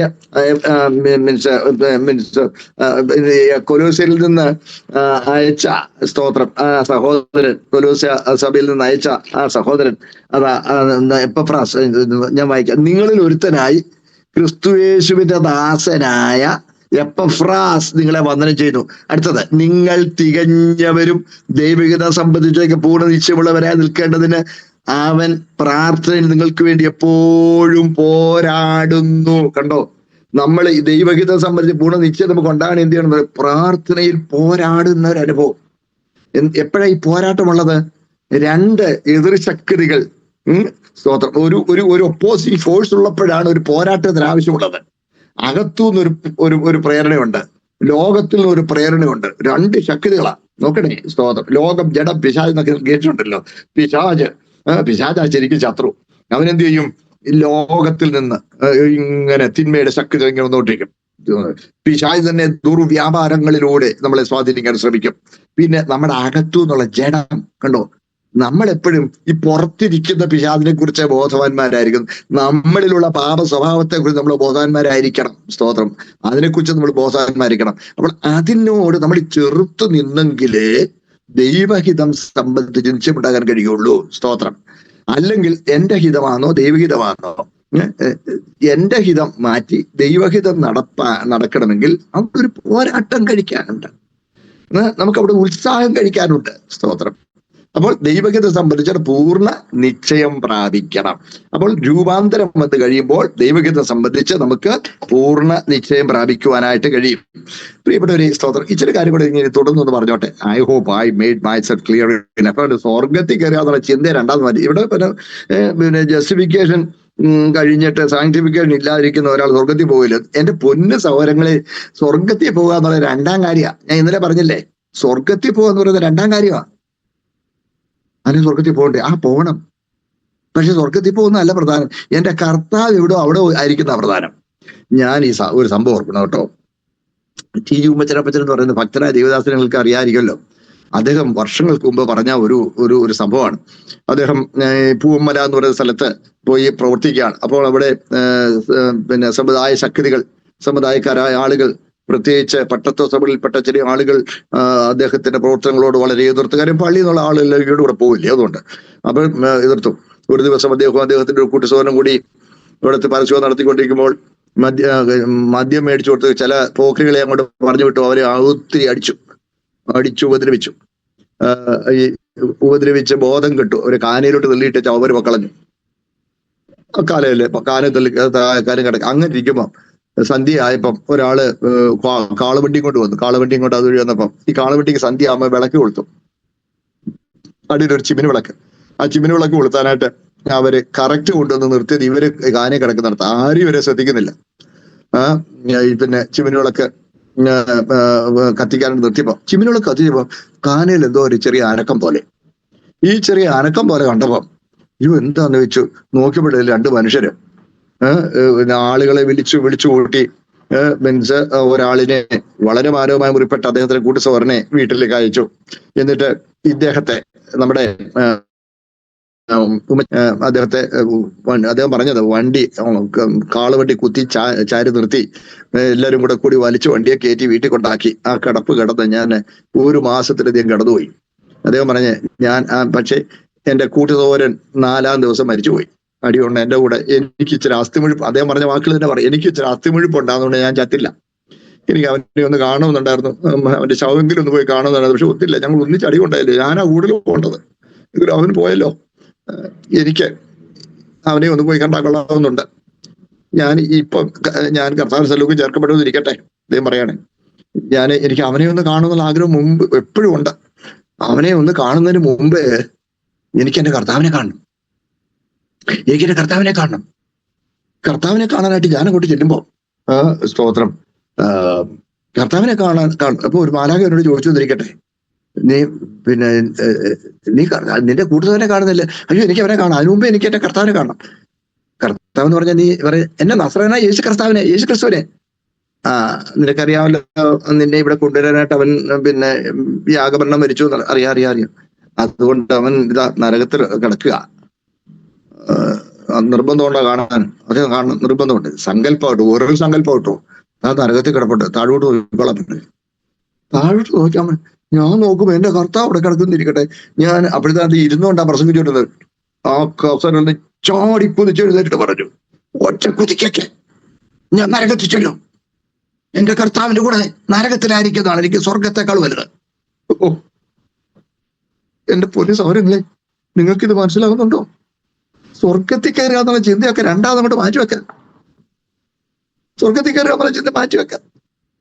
കർത്താവിനോട് കൂടെ നിത്യജീവനിൽ കടക്കുന്നതാണ് പ്രധാനം. നിത്യജീവനിൽ കടക്കുക. അങ്ങനെ പറഞ്ഞു പോയാൽ നേരെ പോവില്ലോ. സ്തോത്രം. പ്രിയപ്പെട്ട, അതുകൊണ്ട് വിശുദ്ധീകരണത്തിൽ ഞാൻ മുമ്പോട്ട് തുടർന്നോട്ടെ. വ്യക്തമായി ഞാൻ വിശ്വസിക്കുന്നു. എന്റെ പൊന്നു സൗരങ്ങളെ, ഞാനീ പറയുന്നത് അത് നിങ്ങളതിന്റെ അന്തസത്യം ഉൾക്കൊള്ളണം. കാരണം ഇതിനകത്തൊരു അന്തസത്യമുണ്ട്. there is a spirit in it, there is a life in it. സ്തോത്രം. അതാണ് ഒന്നുകൂടെ വ്യക്തമാക്കി തരാം. നമ്മുടെ പൗലോസ്ലീഹ പറയുന്നുണ്ടല്ലോ, ന്യായപ്രമാണം സംബന്ധിച്ച അനിന്യൻ. പൗലോസ് അത്ര അഭിമാനമാണ്, ന്യായപ്രമാണം സംബന്ധിച്ച് അനിന്യനാണെന്ന്. ഒരു കുറവില്ല. ന്യായപ്രമാണം അനിന്യൻ. അങ്ങനെയാണെങ്കിൽ ന്യായപ്രമാണം പൂർണ്ണമായി നിവർത്തിച്ച ആളാണോ പൗലോസ് എന്ന് ചോദിക്കുക. അങ്ങനെയാണെങ്കിൽ പിന്നെ പൗലോസിന് വേണ്ടി യേശു ക്രിസ്തുവിലുള്ള രക്ഷണാവശ്യം, ഞാൻ ഇത് ചെയ്യുന്നതിനാൽ ജീവിക്കുമെന്നുണ്ടല്ലോ. പക്ഷേ അവനത് കാർമ്മികമായതും ആചാരപരമായതുമായ കാര്യങ്ങളെല്ലാം പൗലോസ് ചെയ്തു. ആ കാർമ്മികവും ആചാരപരവുമായ കാര്യങ്ങൾ പരിഗണിക്കുമ്പോൾ പൗലോസ് അനിന്യനാണ്. പക്ഷേ ന്യായപ്രമാണത്തിൽ പറയുന്ന ഒരു കാര്യം കേട്ട് കാണിച്ചുതരാം. ഈ 10 കൽപ്പനയൊക്കെ അങ്ങോട്ട് ഹോരന് കൊടുക്കുമ്പോഴേ, പുറപ്പാട് ദിവസം 20-ാം അധ്യായത്തിന്റെ അതിന്റെ 6-ാമത്തെ വാക്യം, എന്നെ സ്നേഹിച്ച് എന്റെ കൽപ്പനകളെ പ്രമാണിക്കുന്നവർക്ക് 1000 തലമുറ കാണിക്കുകയും ചെയ്യുന്നു. എന്നെ സ്നേഹിച്ച്. വെറും ഈ അനുഷ്ഠാനങ്ങൾ നിവർത്തിച്ച പോരായിരുന്നു. അതാ ഞാൻ പറഞ്ഞത്, പ്രമാണങ്ങൾ അനുസരിച്ച് അതിന്റെ കർമ്മങ്ങളും അനുഷ്ഠാനങ്ങളും ആചാരങ്ങളും എല്ലാം എന്ന് പറഞ്ഞ ഇന്ന് വരെ ചിറകില്ലാത്തതും ചെതുമ്പലില്ലാത്തതും മീൻ തിന്നിട്ടില്ല, ഇന്ന് വരെ ഇറക്കാത്തതും കുളമ്പുളരാത്തതും ഒരു മൃഗത്തെ ഭക്ഷിച്ചിട്ടില്ല എന്ന് വേണ്ട. പത്രോസ് പറയുന്നുണ്ടല്ലോ, ഈ ദുപ്പട്ടി ഇറക്കി കൊടുത്തപ്പം ഞാൻ ഇന്ന് വരെ അശുദ്ധം എന്റെ അകത്തോട്ട് പോയിട്ടില്ല. പിന്നെ എല്ലാ ശബത്തിലും പിന്നെ മീൻസ് സിനഗോഗിൽ പോകുന്നുണ്ട്, പ്രമാണം വായിക്കുന്നുണ്ട്, എല്ലാ കാര്യം ചെയ്യുന്നുണ്ട്. പരീശൻ ശുഷ്കാന്തിയൂരിയ മതഭേദപ്രകാരം പരീശനാണ് ഇതെല്ലാം ചെയ്യുന്നത്. പക്ഷെ തന്റെ ഈ കാര്യം ഉണ്ടല്ലോ, ദൈവത്തെ സ്നേഹിച്ച് അവന്റെ കൽപ്പന പ്രമാണിക്കുന്ന കാര്യത്തിൽ പൗലോസ് പരാജയപ്പെട്ട് കാണും. കാരണം ദൈവസ്നേഹം അവന് വർഗസ്നേഹമുണ്ട്, പ്രമാണത്തോട് സ്നേഹമുണ്ട്, അവന്റെ പാരമ്പര്യത്തോട് വലിയ ഊറ്റമുണ്ട്. പക്ഷേ ന്യായപ്രമാണം സംബന്ധിച്ച് അനിന്യൻ എന്ന് പറഞ്ഞാലും ന്യായപ്രമാണത്തിന് അന്തസത്തയായ ദൈവത്തെ സ്നേഹിക്കണം എന്നുള്ള കാര്യത്തിൽ തോറ്റു. എല്ലാവരും എന്റെ കൂടെ ഉണ്ടോ? എന്റെ പൊന്നുതോരങ്ങൾ, ഇത് പഴയ നിയമത്തിൽ പോലും ഇത് പ്രധാനമാണെങ്കിൽ പുതിയ നിയമത്തിൽ കർത്താവിനെ സ്നേഹിച്ച് അവന് ഉപദേശം അനുസരിക്കണം. ഞാൻ പറഞ്ഞല്ലോ കൽപ്പന ഉപദേശത്തിനുള്ള വ്യത്യാസം. ഈ ദാസൻ കൽപ്പന എത്ര അനുസരിച്ചാലും അങ്ങ് ഏറ്റവും വന്ന കിട്ടുന്ന എന്നറിയോ? വല്യദാസൻ എന്ന പേര് കിട്ടും. വല്യദാസൻ. അത് നമ്മൾ എബ്രാഹിമത്തിലൊരു വായിക്കുന്നുണ്ട്. മോശയുടെ കാര്യം യേശുവിന്റെ കാര്യം ജക്സ്റ്റാപ്പോസ് ചെയ്തിട്ടുണ്ട്. ജക്സ്റ്റാപ്പോസ് ചെയ്തിരിക്കുമ്പം മോശ ദൈവവചനത്തിൽ വിശ്വസ്തനായിരുന്നു, യേശു ദൈവവചനത്തിൽ വിശ്വസ്തനായിരുന്നു. മോശ ദൈവവചനത്തിൽ വിശ്വസ്തനായിരുന്നു എങ്ങനെയാണെന്ന് അറിയാമോ? ദാസനായിട്ട് 3-ാം അധ്യായത്തിലാകട്ടെ, ഞാൻ വായിച്ചു കേൾപ്പിക്കാം. 3-ാം അധ്യായത്തിൽ അവന്റെ ഭവനത്തിൽ ഒക്കെയും മോശ വിശ്വസ്തനായിരുന്നത് അരളിച്ചവന്റെ സാക്ഷ്യം പറഞ്ഞത് ഭൃത്യനായിട്ടത്രേ. ക്രിസ്തുവോ അവന്റെ ഭവനത്തിൽ അധികാരിയായ പുത്രനായിട്ട് തന്നെ. അപ്പൊ 2-ാം വാക്യത്തിൽ മോശ ദൈവത്തൊക്കെ വിശ്വസ്തനായിരുന്നതുപോലെ യേശുവും തന്നെ നിമിച്ചാഗ്രഹം വിശ്വസ്തനാകുന്നു. അപ്പൊ മോശ വിശ്വസ്തനായിരുന്നു, യേശു വിശ്വസ്തൻ. മോശ വിശ്വസ്തനായിരുന്ന ദാസൻ. അപ്പൊ പഴയ പ്രകാരം ഏറ്റവും പ്രാധാന്യമുള്ള ഒരു പദവി ലഭിച്ച ആളാണ് ദാസൻ. അപ്പൊ ദാസൻ എത്ര എന്ന് പറഞ്ഞാലും ദാസൻ ആരേ ആകുള്ളൂ? വലിയ ദാസനെ ആകുള്ളൂ. പക്ഷെ പുത്രൻ കൽപ്പന അനുസരിക്കാത്ത ദാസൻ വലിയ ദാസനാകും, അതിശ്രേഷ്ഠ ദാസനാകും. പക്ഷെ കൽപ്പന അനുസരിക്കുന്ന പുത്രൻ അപ്പനെ പോലെയാകും.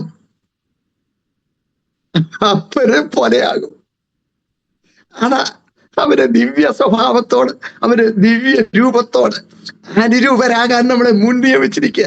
അപ്പൊ വിശുദ്ധീകരണത്തിൽ എന്താ സംഭവിക്കുന്നത് അറിയാമോ? വിശുദ്ധീകരണത്തിൽ ആ ദിവ്യ സ്വഭാവത്തോട് നമ്മൾ ഏകീഭവിക്കുകയാണ്. അതാണ് പത്രോസ്ലീഹ പറഞ്ഞിരിക്കുന്നത്. സ്തോത്രം. ആ ദിവ്യ സ്വഭാവത്തോട് നമ്മൾ ഏകീഭവിക്കുകയാണ്. സ്തോത്രം. അതാണ് 2 പത്രോസ് 1:4. ഇവയാൽ നിങ്ങൾ ലോകത്തിൽ മോഹത്താൽ ഭാഷ വിട്ടൊഴിഞ്ഞിട്ട് ദിവ്യ സ്വഭാവത്തിന് കൂട്ടാളികളായി തീരുവാൻ ഇടവരുന്നു. ആ ദിവ്യ സ്വഭാവത്തിന് കൂട്ടാളികളായി തീരുവാൻ ഇടവരുന്നു പറഞ്ഞ് താഴോട്ട് എന്തൊക്കെയാ പറയുന്നത് അറിയാമോ? അത് നിമിത്തം തന്നെ ആ ദിവ്യ സ്വഭാവത്തിന് കൂട്ടാളികളായി തീരാൻ എന്ത് വേണം?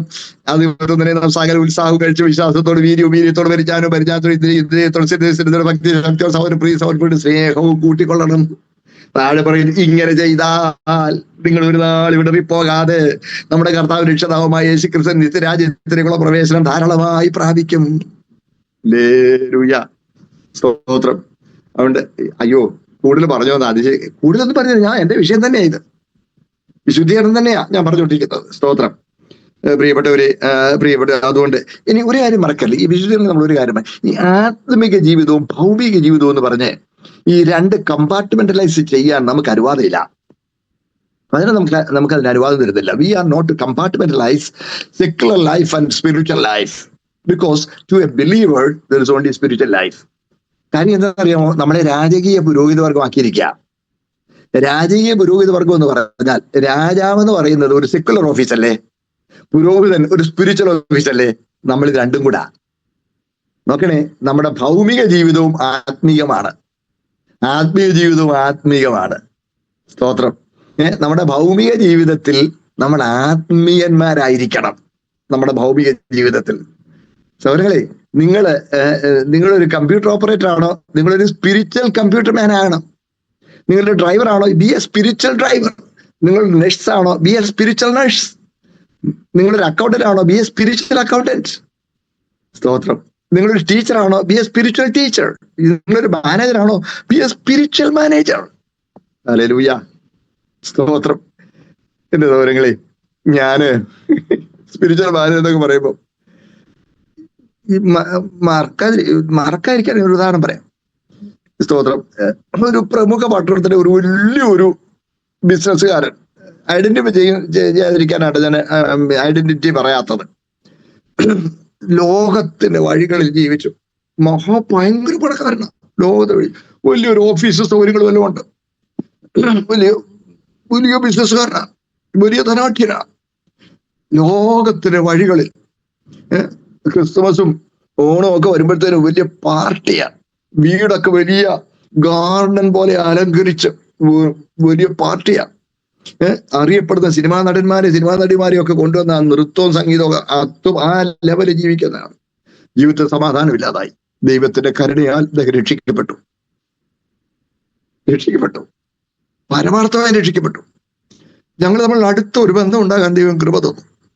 ചില ബൈബിൾ ക്ലാസ്സുകൾ അദ്ദേഹത്തെ സ്വാധീനിച്ച് അങ്ങനെയാണ് ആത്മീയ വിഷയത്തിൽ താല്പര്യം ഉണ്ടാകുന്നത്. സൗരങ്ങളെ, സ്തോത്രം. ഇതെല്ലാം കഴിഞ്ഞ് എനിക്ക് അദ്ദേഹത്തെ ഒന്ന് കാണണമായിരുന്നു. ഞാൻ അദ്ദേഹത്തിന്റെ ഓഫീസിൽ ഒരു ദിവസം കയറി ചെന്നു. അദ്ദേഹം അവിടെ ഇല്ല. കയറി ചെന്നപ്പോൾ അവിടെ ഇരിക്കുന്ന ഒരാൾ എൻ്റെ അടുത്തോട്ട് വന്നു. എന്നെ അറിയാവുന്ന ഒന്ന് രണ്ടുപേർ അവിടെ ഉണ്ട്. അവർ പറഞ്ഞു, ഇത് സാറല്ലേ? അതെ. അപ്പോഴത്തേനും പീറ്റർ തോമസ് സാർ വന്നു എന്ന് വിളിച്ചു പറഞ്ഞു. അപ്പോഴത്തേനും ഒരു 5-8 പേര് എൻ്റെ അടുത്ത് വന്നു. 5 പേര് വന്നതിൽ അതിൽ ലീഡറായിരിക്കുന്ന ഒരാള് പെട്ടെന്ന് അവനങ്ങ് കരഞ്ഞു. ഞാൻ എന്തോ പറ്റി? കരഞ്ഞുകൊണ്ട് എന്റെ കൈയൊക്കെ അവർ പിടിച്ച് 2 കൈയിലും പിടിച്ചു. കരയുക. എന്നിട്ട് അദ്ദേഹം പറഞ്ഞു, ഞങ്ങളുടെ സാറിനെ മനുഷ്യനാക്കി തന്നതിന് ഞങ്ങൾക്ക് നന്ദിയുണ്ടെന്ന്. അദ്ദേഹം പറഞ്ഞു, മുമ്പ് ഞങ്ങളുടെ സാർ ഇങ്ങോട്ട് വരുമ്പോ ഞങ്ങൾക്ക് എല്ലാവർക്കും പേടിയാ. ഇഷ്ടപ്പെടാതെ എന്തൊരു കാര്യം വന്നാൽ ഫയലൊക്കെ എടുത്ത് വാരിച്ചങ്ങ് എറിയും, കൈ കിട്ടുന്ന എടുത്ത് എറിയും, പോടാന്ന് പറയും. ഭയങ്കര അങ്ങോട്ട് കയറി വന്ന് ചിലപ്പോ മദ്യവെച്ചിട്ടായി ഭയങ്കര പേടിയാ. പുലി കയറി വരുന്ന പോലെയാണ് ഞാൻ കാണുന്നത്. ഇപ്പം അതേ വരുമ്പോ ഞങ്ങളുടെ മനസ്സിൽ കുളിർമയാ.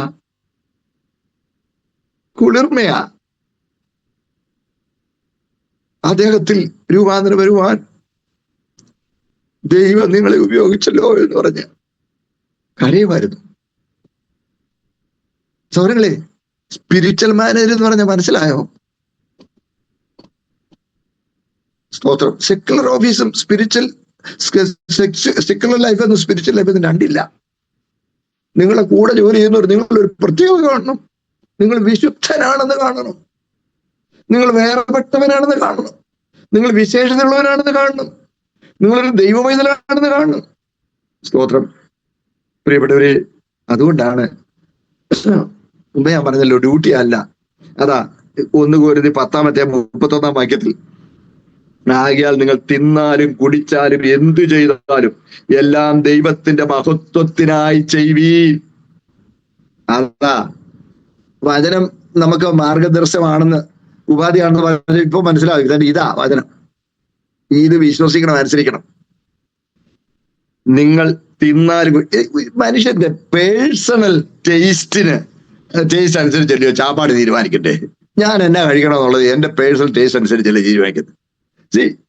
വ്യക്തിപരമായ അഭിരുചിക്ക് അനുസരിച്ച് തിരഞ്ഞെടുക്കേണ്ടതാണ് ഭക്ഷണവും പാനീയവും. അതുപോലും എങ്ങനെ ആയിരിക്കണമെന്ന ദൈവത്തിന്റെ മഹത്വത്തിനാകുന്ന ഒരു അനുഭവം. അയ്യോ, ഞാൻ കഴിഞ്ഞ ദിവസം പറഞ്ഞപ്പം സഭാപ്രസംഗിക്കുന്ന ഒരു വാക്യമൊക്കെ വായിച്ച് കേൾപ്പിച്ചപ്പം നിങ്ങൾക്ക് ദേഷ്യം വന്ന് കാണും. ഇത് കണ്ടോ, ഞാൻ ചുമ്മാ പറഞ്ഞല്ല, വചനത്തിലുള്ളത് പറഞ്ഞ. സ്തോത്രം. പരമാർത്ഥമായും വീണ്ടും ജനിച്ചു കഴിഞ്ഞ് നിങ്ങളുടെ മെനുവിന് ഒരു മാറ്റം വന്നിട്ടുണ്ടോ? തിന്നാലും കുടിച്ചാലും നിങ്ങളുടെ ബെവറേജസിന് ഒരു മാറ്റം വന്നിട്ടുണ്ടോ? മുമ്പ് കുടിച്ചിരുന്നത് വല്ലതൊക്കെ ഉണ്ടോ? സ്തോത്രം. നിങ്ങളുടെ ലൈഫ് സ്റ്റൈലിൽ ഒരു മാറ്റം വന്നിട്ടുണ്ടോ? അപ്പൊ തിന്നാലും കുടിച്ചാലും എന്ത് ചെയ്താലും പറഞ്ഞാൽ അതിനകത്ത് വേഷവും എല്ലാം ഉണ്ട്, എല്ലാം ഉണ്ട്. അലങ്കാരങ്ങളുണ്ട്, ബന്ധങ്ങളുണ്ട്, വിനോദങ്ങളുണ്ട്, ഉല്ലാസങ്ങളുണ്ട്. അയ്യോ, ഞാനങ്ങ് പറഞ്ഞോട്ടെ, ഇതിൽ എനിക്ക് ഭയങ്കര സന്തോഷം തോന്നി. യോഗം കഴിഞ്ഞപ്പോ എന്റെ പ്രിയ സഹോദരൻ, ഞാൻ ഏറ്റവും ബഹുമാനിക്കുകയും സ്നേഹിക്കുകയും ചെയ്യുന്ന എന്റെ ജോസഫ് ജോയ്, അത് ഇതിനകത്തുണ്ടെന്ന് ഞാൻ അറിഞ്ഞില്ല. എനിക്ക് അദ്ദേഹവുമായി ഒരുമിച്ച് ഒത്തിരി സ്ഥലത്ത് പോകാൻ ഇന്ന് എനിക്ക് അദ്ദേഹം ഉണ്ടോ എന്ന് എനിക്ക് അറിയാൻ പറ്റില്ല. സ്തോത്രം. അദ്ദേഹം തന്റെ ജീവിതം കർത്താവിന്റെ വേലയ്ക്ക് വേണ്ടി പൂർണ്ണമായി സമർപ്പിച്ച സഹോദരൻ. ബംഗാളി അദ്ദേഹത്തിന് മാതൃഭാഷ പോലെ. ഞാൻ അദ്ദേഹത്തോട് ഒരുമിച്ച് താമസിച്ച് ഒത്തിരി യോഗങ്ങൾ ഞങ്ങൾ ഒത്തിരി സ്ഥലങ്ങളിൽ യാത്ര ചെയ്യും, യോഗങ്ങൾ നടത്തിയ ഒരു സംഭവം പറയാം. എന്റെ ഓർമ്മ ശരിയാണെങ്കിൽ ബഹാല എന്നൊരു സ്ഥലമാണ്. അവിടെ ഒന്നിലധികം പ്രാവശ്യം കാത്തലിക്സ് നടത്തുന്ന വലിയൊരു റിട്രീറ്റ് സെന്റർ അത് Calcutta, just outside the city of കൽക്കട്ടയ. അവിടെ ഡിസൈപ്പിൾഷിപ്പ് ക്യാമ്പ് നടത്തും ICPF-ന്റെ. ഞാൻ പലപ്പോഴും പോയി അവിടെ ശുശ്രൂഷിച്ചിട്ടുണ്ട്. ഒരാഴ്ചയൊക്കെ അത് ഇട്ട് നിൽക്കുന്നത്. ഒരിക്കൽ ഈ ഡിസൈപ്പിൾഷിപ്പ് ക്യാമ്പിൽ ചെന്നപ്പോ ഇഷ്ടംപോലെ ആൾക്ക് താമസിക്കുന്ന സൗകര്യങ്ങളെല്ലാം ഉള്ള എനിക്ക് താമസിക്കാൻ ഒരു മുറിയൊക്കെ അവരെ തന്നിരുന്നു. ഞാന് ആ ദിവസങ്ങൾ അവിടെ ശുശ്രൂഷിച്ചപ്പോ ബംഗാളി പെൺപിള്ളേരും ബംഗാളി ചെറുപ്പക്കാരും ഒക്കെയാ, ഡിഗ്രിക്കൊക്കെ പഠിക്കുന്നവരാ കൂടുതൽ വരും.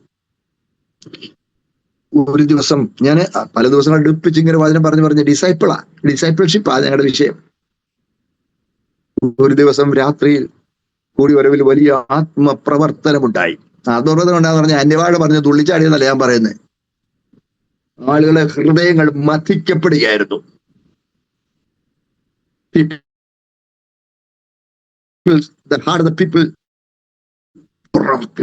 ദൈവം അവരെ ഉടച്ചു വാർക്കുമായിരുന്നു.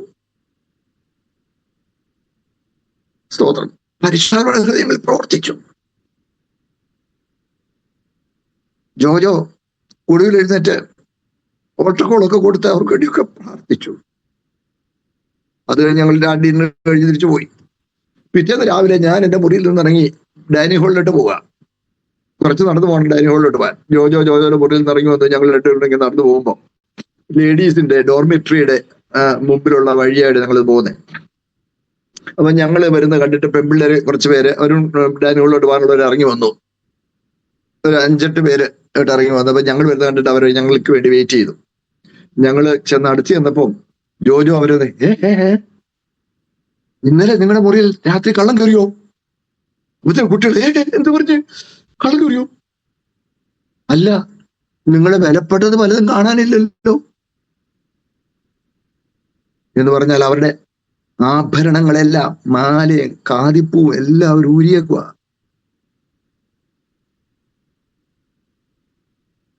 അവിടെ ആ ഒരു കുട്ടി പറഞ്ഞത്, കൽ രാത് മുझे बहुत भार लगाओ.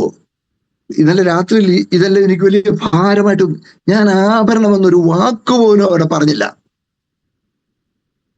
ഒരു വാക്ക് പോലും പറഞ്ഞില്ല. നിങ്ങളെ ശരീരം ദൈവത്തിന്റെ മന്ദിരമാണെന്നുള്ള കാര്യം പറഞ്ഞു. ശരീരം ദൈവത്തിന്റെ മന്ദിരമാണെന്ന് പറഞ്ഞു. പിന്നെ ജോജോ ബംഗാളി തന്നെ അവരെ വളരെ കാര്യങ്ങൾ പറഞ്ഞ് ഓർപ്പിച്ചു. ഞങ്ങൾ പോയി ഭക്ഷണം കഴിച്ചു. പിന്നെ ഞാൻ കേട്ടതാണ്, സ്തോത്രം, അവരവരുടെ സഭകളിലൊക്കെ ചെന്നപ്പോൾ ആഭരണമൊക്കെ ഉപയോഗിക്കുന്ന സഭകളാണ്. ഇവർ വന്നപ്പോൾ ഒരിക്കലും ഒരു സഭയിലെ പാസ്റ്ററുടെ ഭാര്യ ഒരു പെൺകൊച്ചിന് അട്ടി കൊടുത്തിട്ട് പറഞ്ഞു, മലയാളിയുടെ ഒക്കെ കൊണ്ട് പോയിച്ച് അതും ഇതെല്ലാം പറിച്ചിറങ്ങി വന്നിക്കുന്നു, പറിച്ചിറങ്ങി വന്നിരിക്കുന്നല്ലേ എന്നും പറഞ്ഞു അട്ടിച്ചതിനെ. അവര് സഭകളൊന്നും അവരെ ഉൾക്കൊള്ളുന്നില്ല. അതുകൊണ്ട് എന്റെ പ്രിയ സഹോദരൻ ജോജോയ്ക്ക് ഞായറാഴ്ച ഉച്ച കഴിഞ്ഞ് IPC സഭാ ഹാളിൽ ഇവർക്ക് വേണ്ടി സഭായോഗം തുടങ്ങേണ്ടി വന്നു. ജോജോ ഇന്നുണ്ടെങ്കിൽ ഇതൊക്കെ കേൾക്കുന്നുണ്ടാവുമല്ലോ. എന്നെ പൊന്നു സഹോദര, നിങ്ങളെ ഓർത്ത്, നിങ്ങളെ ശിശുക്കളെ ഓർത്ത് ഞാൻ ദൈവത്തെ മിക്കവാറും ദിവസം സ്തുതിക്കുക, എന്നും നിങ്ങൾക്ക് വേണ്ടി പ്രാർത്ഥിക്കുന്നുണ്ട്. സ്തോത്രം. ഇപ്പൊ നമുക്ക് ആ പൊറോട്ട ഓർക്കണം. നമ്മുടെ സഭകളിലാണ് ലോകം കടന്നു കയറിയേക്കുന്നത്. കണ്ടോ? ഞാൻ പറഞ്ഞില്ല, ആഭരണം എന്ന വിഷയം പോലും ഞാൻ പറഞ്ഞില്ല അവിടെ, ആ വാക്ക് പറഞ്ഞില്ല. ചില കുഞ്ഞുങ്ങളുടെ അനുഭവമൊക്കെ പറയാൻ പോയാൽ നേരെ ഒത്തിരി പോകും. അറിയപ്പെടുന്ന സീരിയലിലും ഒക്കെ സിനിമയിലും ഒക്കെ ഡാൻസ് അവതരിപ്പിക്കുന്ന രാജകുമാരിയെ പോലെ ഒരു പെൺകുട്ടി ആ യോഗത്തിൽ വന്നിരുന്നു.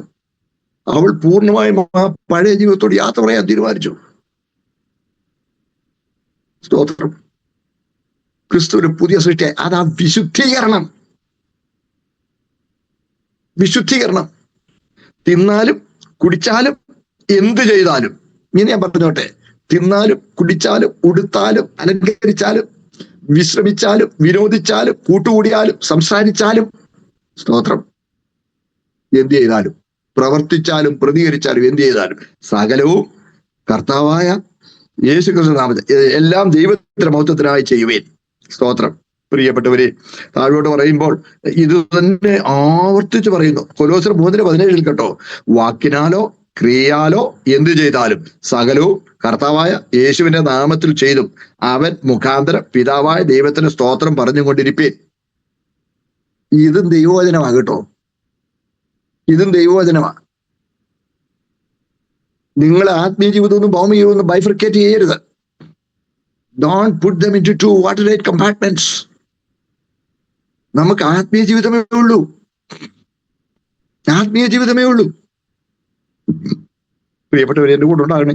നമ്മുടെ വാക്കുകൾ, ഈ വാക്കുകളെ കുറിച്ച് എത്ര ആവർത്തിച്ച് പറഞ്ഞേക്കറേ.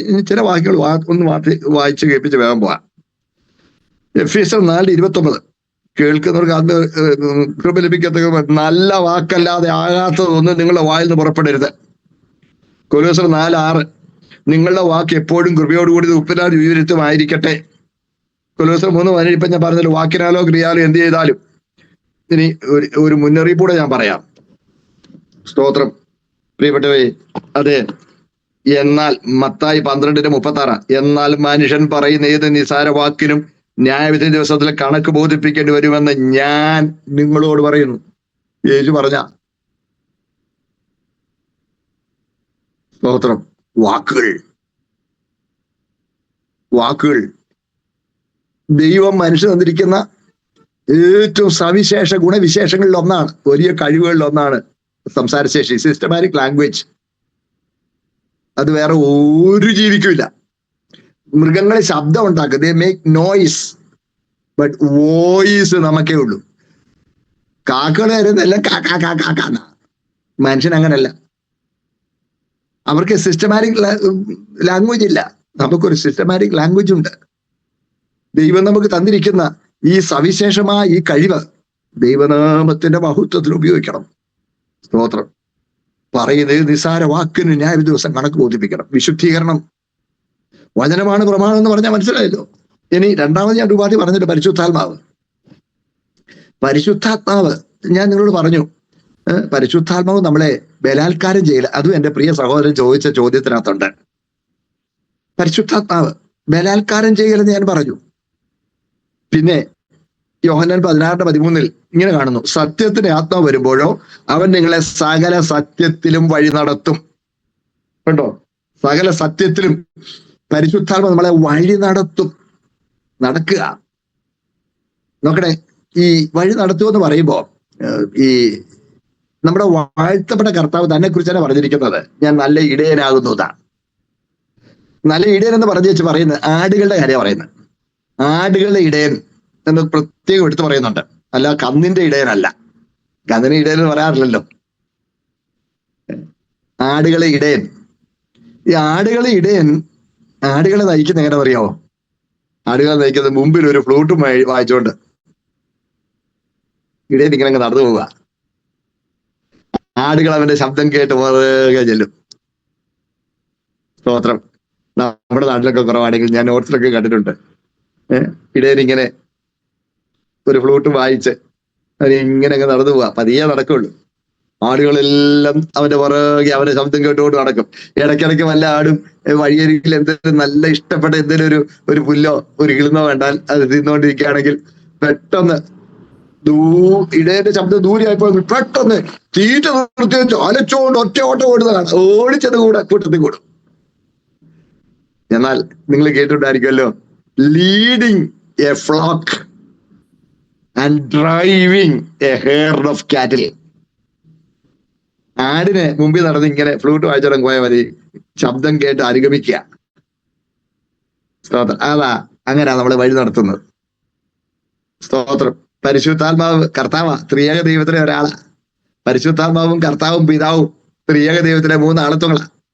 ശുശ്രൂഷ സ്വാതന്ത്ര്യം നിലനിൽപ്പ് ഒരുമിച്ചുവാ. സ്തോത്രം. നോക്കണേ, അപ്പോൾ കർത്താവിന് ശുശ്രൂഷ തന്നെയാണ് പരിശുദ്ധാത്മാവ് ചെയ്യുന്നത്. അതാ കർത്താവ് പറഞ്ഞല്ലോ, എനിക്കുള്ളതിൽ നിന്ന് എടുത്താൽ നിങ്ങളെ അറിയിച്ചു തരുമെന്ന്. സ്തോത്രം. കർത്താവ് പരിശുദ്ധാത്മാവിനല്ലാതെ ശുശ്രൂഷിച്ചത്. കർത്താവിനെ പറഞ്ഞല്ലോ, ദൈവാത്മാവിനാൽ ഞാൻ ഭൂതങ്ങളെ പുറത്താക്കുന്നുവെങ്കിലും. കർത്താവ് പൂർണ്ണ മനുഷ്യനും പൂർണ്ണ ദൈവവുമായിരുന്നെങ്കിലും അവിടുത്തെ ദൈവത്തെ ഉപയോഗിക്കാനുള്ള സ്വാതന്ത്ര്യം പിതാവിന്റെ തിരികത്തിന് ഏൽപ്പിച്ചിരിക്കുകയായിരുന്നു. അതുകൊണ്ട് മനുഷ്യത്വത്തിന്റെ മണ്ഡലത്തിൽ നിന്നുകൊണ്ട് പരിശുദ്ധാത്മാവിനാണ് കർത്താവ് ശുശ്രൂഷിച്ചത്. അതുകൊണ്ടാണ് ആ ശുശ്രൂഷ നമുക്കും ചെയ്യാൻ കഴിയുന്നത്. മനുഷ്യരായ നമുക്കും യേശു ജീവിച്ചു അങ്ങനെ ജീവിക്കാനൊക്കും അതേ ആത്മാവിനെ നമ്മുടെ മുന്നിലുണ്ട്. സ്തോത്രം. അതെ, ഞാൻ മുമ്പോട്ട് പോയിക്കോട്ടെ. അപ്പോൾ പരിശുദ്ധാത്മാവ് ഇങ്ങനെ മുമ്പിൽ നടക്കും. He doesn't drive us. കന്നാലി അറിയാമല്ലോ, പണ്ട് തമിഴ്നാട്ടിൽ മാടിനെ അടിച്ചോണ്ട് വരുമ്പോ നീണ്ട 2 വടിയുമായിട്ടാ 2-3-4 പേര് ഓടിച്ചോടിക്കുക. അങ്ങനെ ഒരിക്കലും നമ്മളെ ചെയ്യത്തില്ല. സ്തോത്രം. അതുകൊണ്ടാണ് ദൈവവചനം യോഹന്നാൻ 13:17 ഇത് നിങ്ങൾ അറിയുന്നുവെങ്കിൽ ചെയ്താൽ ഭാഗ്യവാന്മാർ. നമ്മൾ വചനം അറിഞ്ഞാൽ പോരാ, വചനം ചെയ്യണം. വചനം ജീവിതത്തിലെ ഗൈഡ് ലൈനാണ്. സ്തോത്രം. വെൽ, മുമ്പോട്ട് പോയിക്കോട്ടെ. ഇന്നലെ പറഞ്ഞു നിർത്തുന്ന ഇച്ചിരി കാര്യം കൂടെ തുടർന്ന് പറയാം. റോമർ 15:15 ഞാൻ ഇന്നലെ ഓർപ്പിച്ചു. ജാതികളെന്ന വഴിപാട് പരിശുദ്ധാത്മാവിനാൽ വിശുദ്ധീകരിക്കപ്പെടുന്ന സാധകരമാകുവാൻ. വിശദീകരണത്തിന് സമയം കുറവാണ്, അതുകൊണ്ട് ഞാൻ വേഗം ചില കാര്യം ഒന്ന് പറഞ്ഞ് മുമ്പോട്ട് പോകാം. പ്രിയപ്പെട്ടവരെ, ഈ ജാതികൾ എന്ന വഴിപാട് പരിശുദ്ധാത്മാവിനാൽ വിശുദ്ധീകരിക്കപ്പെടണമെന്ന് പറയുമ്പോൾ, അപ്പോൾ ഇസ്രായേല്യർക്ക് വിശുദ്ധീകരണത്തിൽ കടക്കേണ്ട മീൻസ് പല വൈതരണികളെക്കാൾ കൂടിയ വൈതരണികൾ ജാതികളിൽ നിന്ന് വിശ്വാസത്തിൽ വരുന്നവർക്ക് ആവശ്യമാണ്, കടക്കാൻ ആവശ്യമാണ് എന്ന് പറഞ്ഞാൽ. സ്തോത്രം. നമുക്കറിയാമല്ലോ, ഇതര ജാതികളിൽ നിന്ന് വരുന്ന പ്രിയപ്പെട്ടവർ ദൈവത്തിന് മുമ്പിൽ വ്യത്യാസമൊന്നുമില്ല. ആരും വരുന്നവര് അവരതുവരെ ആചരിച്ചു പോന്നിരുന്ന ജീവിതചര്യകളോട് യാത്ര പറയണം. അതുവരെ അവർ പറഞ്ഞിരുന്ന സേവിച്ചിരുന്ന ദൈവങ്ങളെ ഉപേക്ഷിക്കണം. അവരുടെ സമൂഹത്തോട് യാത്ര പറയണം. വലിയൊരു കൂട്ടം ബന്ധുജനങ്ങളോട് ബൈ ബൈ പറയണം. ഒരർത്ഥം പറഞ്ഞാൽ ഒത്തിരി കഠിനമായ ചുവടുകൾ, ചുട്ടുകൊള്ളുന്ന കൽപ്പടവുകളിൽ പലതും കടന്നാണ് അവർക്ക് വരേണ്ടത്. നാമതേ ക്രിസ്ത്യാനിത്വത്തിൽ നിന്ന് രക്ഷിക്കപ്പെടുന്നവർക്കും അത്രയും കഠിനമായ ചുവടുകൾ നടക്കേണ്ട കാര്യമില്ല. സ്തോത്രം. അതുകൊണ്ട് ജാതികൾ എന്ന വഴിപാട് പ്രസാദകരമാകണമെങ്കിൽ അവർക്ക് വിശുദ്ധീകരണത്തിന്റെ പല പടികൾ മുന്നേറാനുണ്ട്. പല പടികൾ. അവര് പരിചയിച്ചു പോകുന്ന പല ജീവിതചര്യകളുണ്ട്. ആ പല ജീവിതചര്യകളോട് അവർ യാത്ര പറയണമെങ്കിൽ പരിശുദ്ധാത്മാവിനെ ശക്തിയില്ലാതെ നടക്കുകയില്ല. ഉദാഹരണം പറഞ്ഞാൽ എന്നറിയാമല്ലോ, ഈ രാഹു നോക്കുക, പിന്നെ കൈനീട്ടം അറിയാമല്ലോ, പിന്നെ എന്താണ് പറയുന്നേ, ദക്ഷിണ, കണി കാണുക, ശകുനം നോക്കുക, ഇങ്ങനെയുള്ള പലതുമുണ്ട്. എന്തിന്? ക്രിസ്ത്യാനികളിൽ പോലും വലിയൊരു കൂട്ടം ആളുകൾ ഈ തരം ആചാരങ്ങളിൽ അടിമകളാണ്. ക്രിസ്ത്യാനികളിൽ പോലും. നോക്കണേ, ഇങ്ങോട്ട് ഇറങ്ങി നമ്മള് ഒരു ദീർഘമായ ഒരു പ്രധാന യാത്രയ്ക്ക് ഇറങ്ങി വരുമ്പം എതിരെ ഒരാള് മഴുവും തോളത്ത് വെച്ച് ഒരു വടവും കഴുത്തെ കൂട്ടിയിട്ടുണ്ട്, തോളെ കൂട്ടിയിട്ടുണ്ട്, ഒരു തോളെ മഴുവും വെച്ച് മറുതോളെ വടവും ഇട്ടോണ്ട് ഇങ്ങനെ എതിരെ എന്ന് വന്നുവെങ്കിൽ തീർന്നു. എന്റെ പൊന്ന് സഹോദരങ്ങളെ, ഇതൊന്നും നമുക്ക് പ്രധാനമല്ല. ഒരു കറുത്ത ആമ്പൂച്ച വണ്ടിക്ക് അങ്ങോട്ടും ചാടി ഇങ്ങോട്ടും ചാടിയെങ്കിൽ തീർന്നു. കുറഞ്ഞ പക്ഷം ആളുകൾ അവിടെ നിന്നൊന്ന് പ്രാർത്ഥിച്ചേച്ചേ പോവുള്ളൂ. പ്രാർത്ഥിച്ചോട്ടെ പോകാവൂ, പ്രാർത്ഥിച്ചേച്ചേ ഇറങ്ങാവൂ. പക്ഷെ ഇതിനു വേണ്ടി പ്രത്യേകിച്ച് ആശിച്ച പ്രാർത്ഥനയൊന്നും വേണ്ട. അതിന് ഒരു പ്രാധാന്യവുമില്ല. എനിക്ക് അതിനെക്കുറിച്ച് ഒത്തിരി കാര്യങ്ങൾ പറഞ്ഞാൽ കൊള്ളാവുന്നുണ്ടെങ്കിലും നേരമില്ല. പ്രിയപ്പെട്ട ഒരു പിശാച് ഒരു പാരലൽ ആത്മിക സംവിധാനം ഇവിടെ ആവിഷ്കരിച്ചിട്ടുണ്ട്. ഒരു പാരലൽ ആത്മിക സംവിധാനം. ആ പാരലൽ ആത്മീയ സംവിധാനത്തിൽ അവൻ ചില ചട്ടങ്ങളും ചില പ്രമാണങ്ങളും ഒക്കെ അവൻ വെച്ചിട്ടുണ്ട്. ആ ചട്ടങ്ങളും ആ പ്രമാണങ്ങളും ഒക്കെ ആചരിക്കുന്നവർക്ക് അവൻ ചില ഗുണങ്ങളും അത് തെറ്റിക്കുന്നവർക്ക് ചില ദോഷങ്ങളും ഒക്കെ അവൻ ചെയ്യാനായിട്ട്, കാര്യം അവന്റെ അടിമത്വത്തിലല്ലേ ഇവര് ചെയ്യാൻ അവൻ മുതിരും. എന്നാൽ നമ്മൾ അതിന് വിധേയരല്ല. അതൊന്നും നമ്മളെ ബാധിക്കുകയില്ല. സ്തോത്രം. ഞാൻ ഓർക്കുന്നുണ്ട്, ഒരിക്കൽ പാസ്റ്റർ വി എ തോമസ് അദ്ദേഹം ഞാൻ സഭയിൽ ശുശ്രൂഷിക്കുമ്പോൾ ഒരു മോള് ഡൽഹിയിലെ നേഴ്സിംഗ് പഠിക്കാൻ പോവാ. All India Institute of Medical സയൻസിലൊക്കെ അഡ്മിഷൻ കിട്ടിയവള് പോവാ. അക്കാലമല്ലേ, ഞാൻ പറയുന്നത് 70s. പോകുമ്പോ പ്രാർത്ഥിച്ചയക്കാൻ പോയ കൂട്ടത്തിൽ ഞാനും പാസ്റ്ററുടെ ഞാനും പോയി പ്രാർത്ഥിച്ച് മോള് പെട്ടിയൊക്കെ എടുത്ത് ഇങ്ങനെ ഇറങ്ങുമ്പോ റെയിൽവേ സ്റ്റേഷനിലോട്ട് പോകാൻ ആളെ കൂട്ടി പോകാൻ തുടങ്ങുമ്പോ, അന്ന് ഓട്ടോറിക്ഷായി ഒന്നും കയറുന്ന വഴിയൊന്നും അല്ല, എടുത്തോണ്ട് അങ്ങോട്ട് ഇറങ്ങി പോകണം. ഒരു തൊണ്ട് പോലെ ഒരു സ്ഥലമുണ്ട്, അതുകൊണ്ട് പോയി അങ്ങ് റോഡിൽ ചെന്നെങ്കിലേ, അന്ന് ഓട്ടോ ഒന്നുമുള്ള കാലമല്ല, ഓട്ടോറിക്ഷ ഇല്ല. പിന്നെ ഒരു ചെറിയ ഒരു ടാക്സി പിടിച്ച ഒരു സ്റ്റേഷനിൽ പോകാനായിട്ട് ക്രമീകരണം ചെയ്തിരിക്കും. പക്ഷെ അവിടെ വരെ നടന്നു ചെല്ലണം.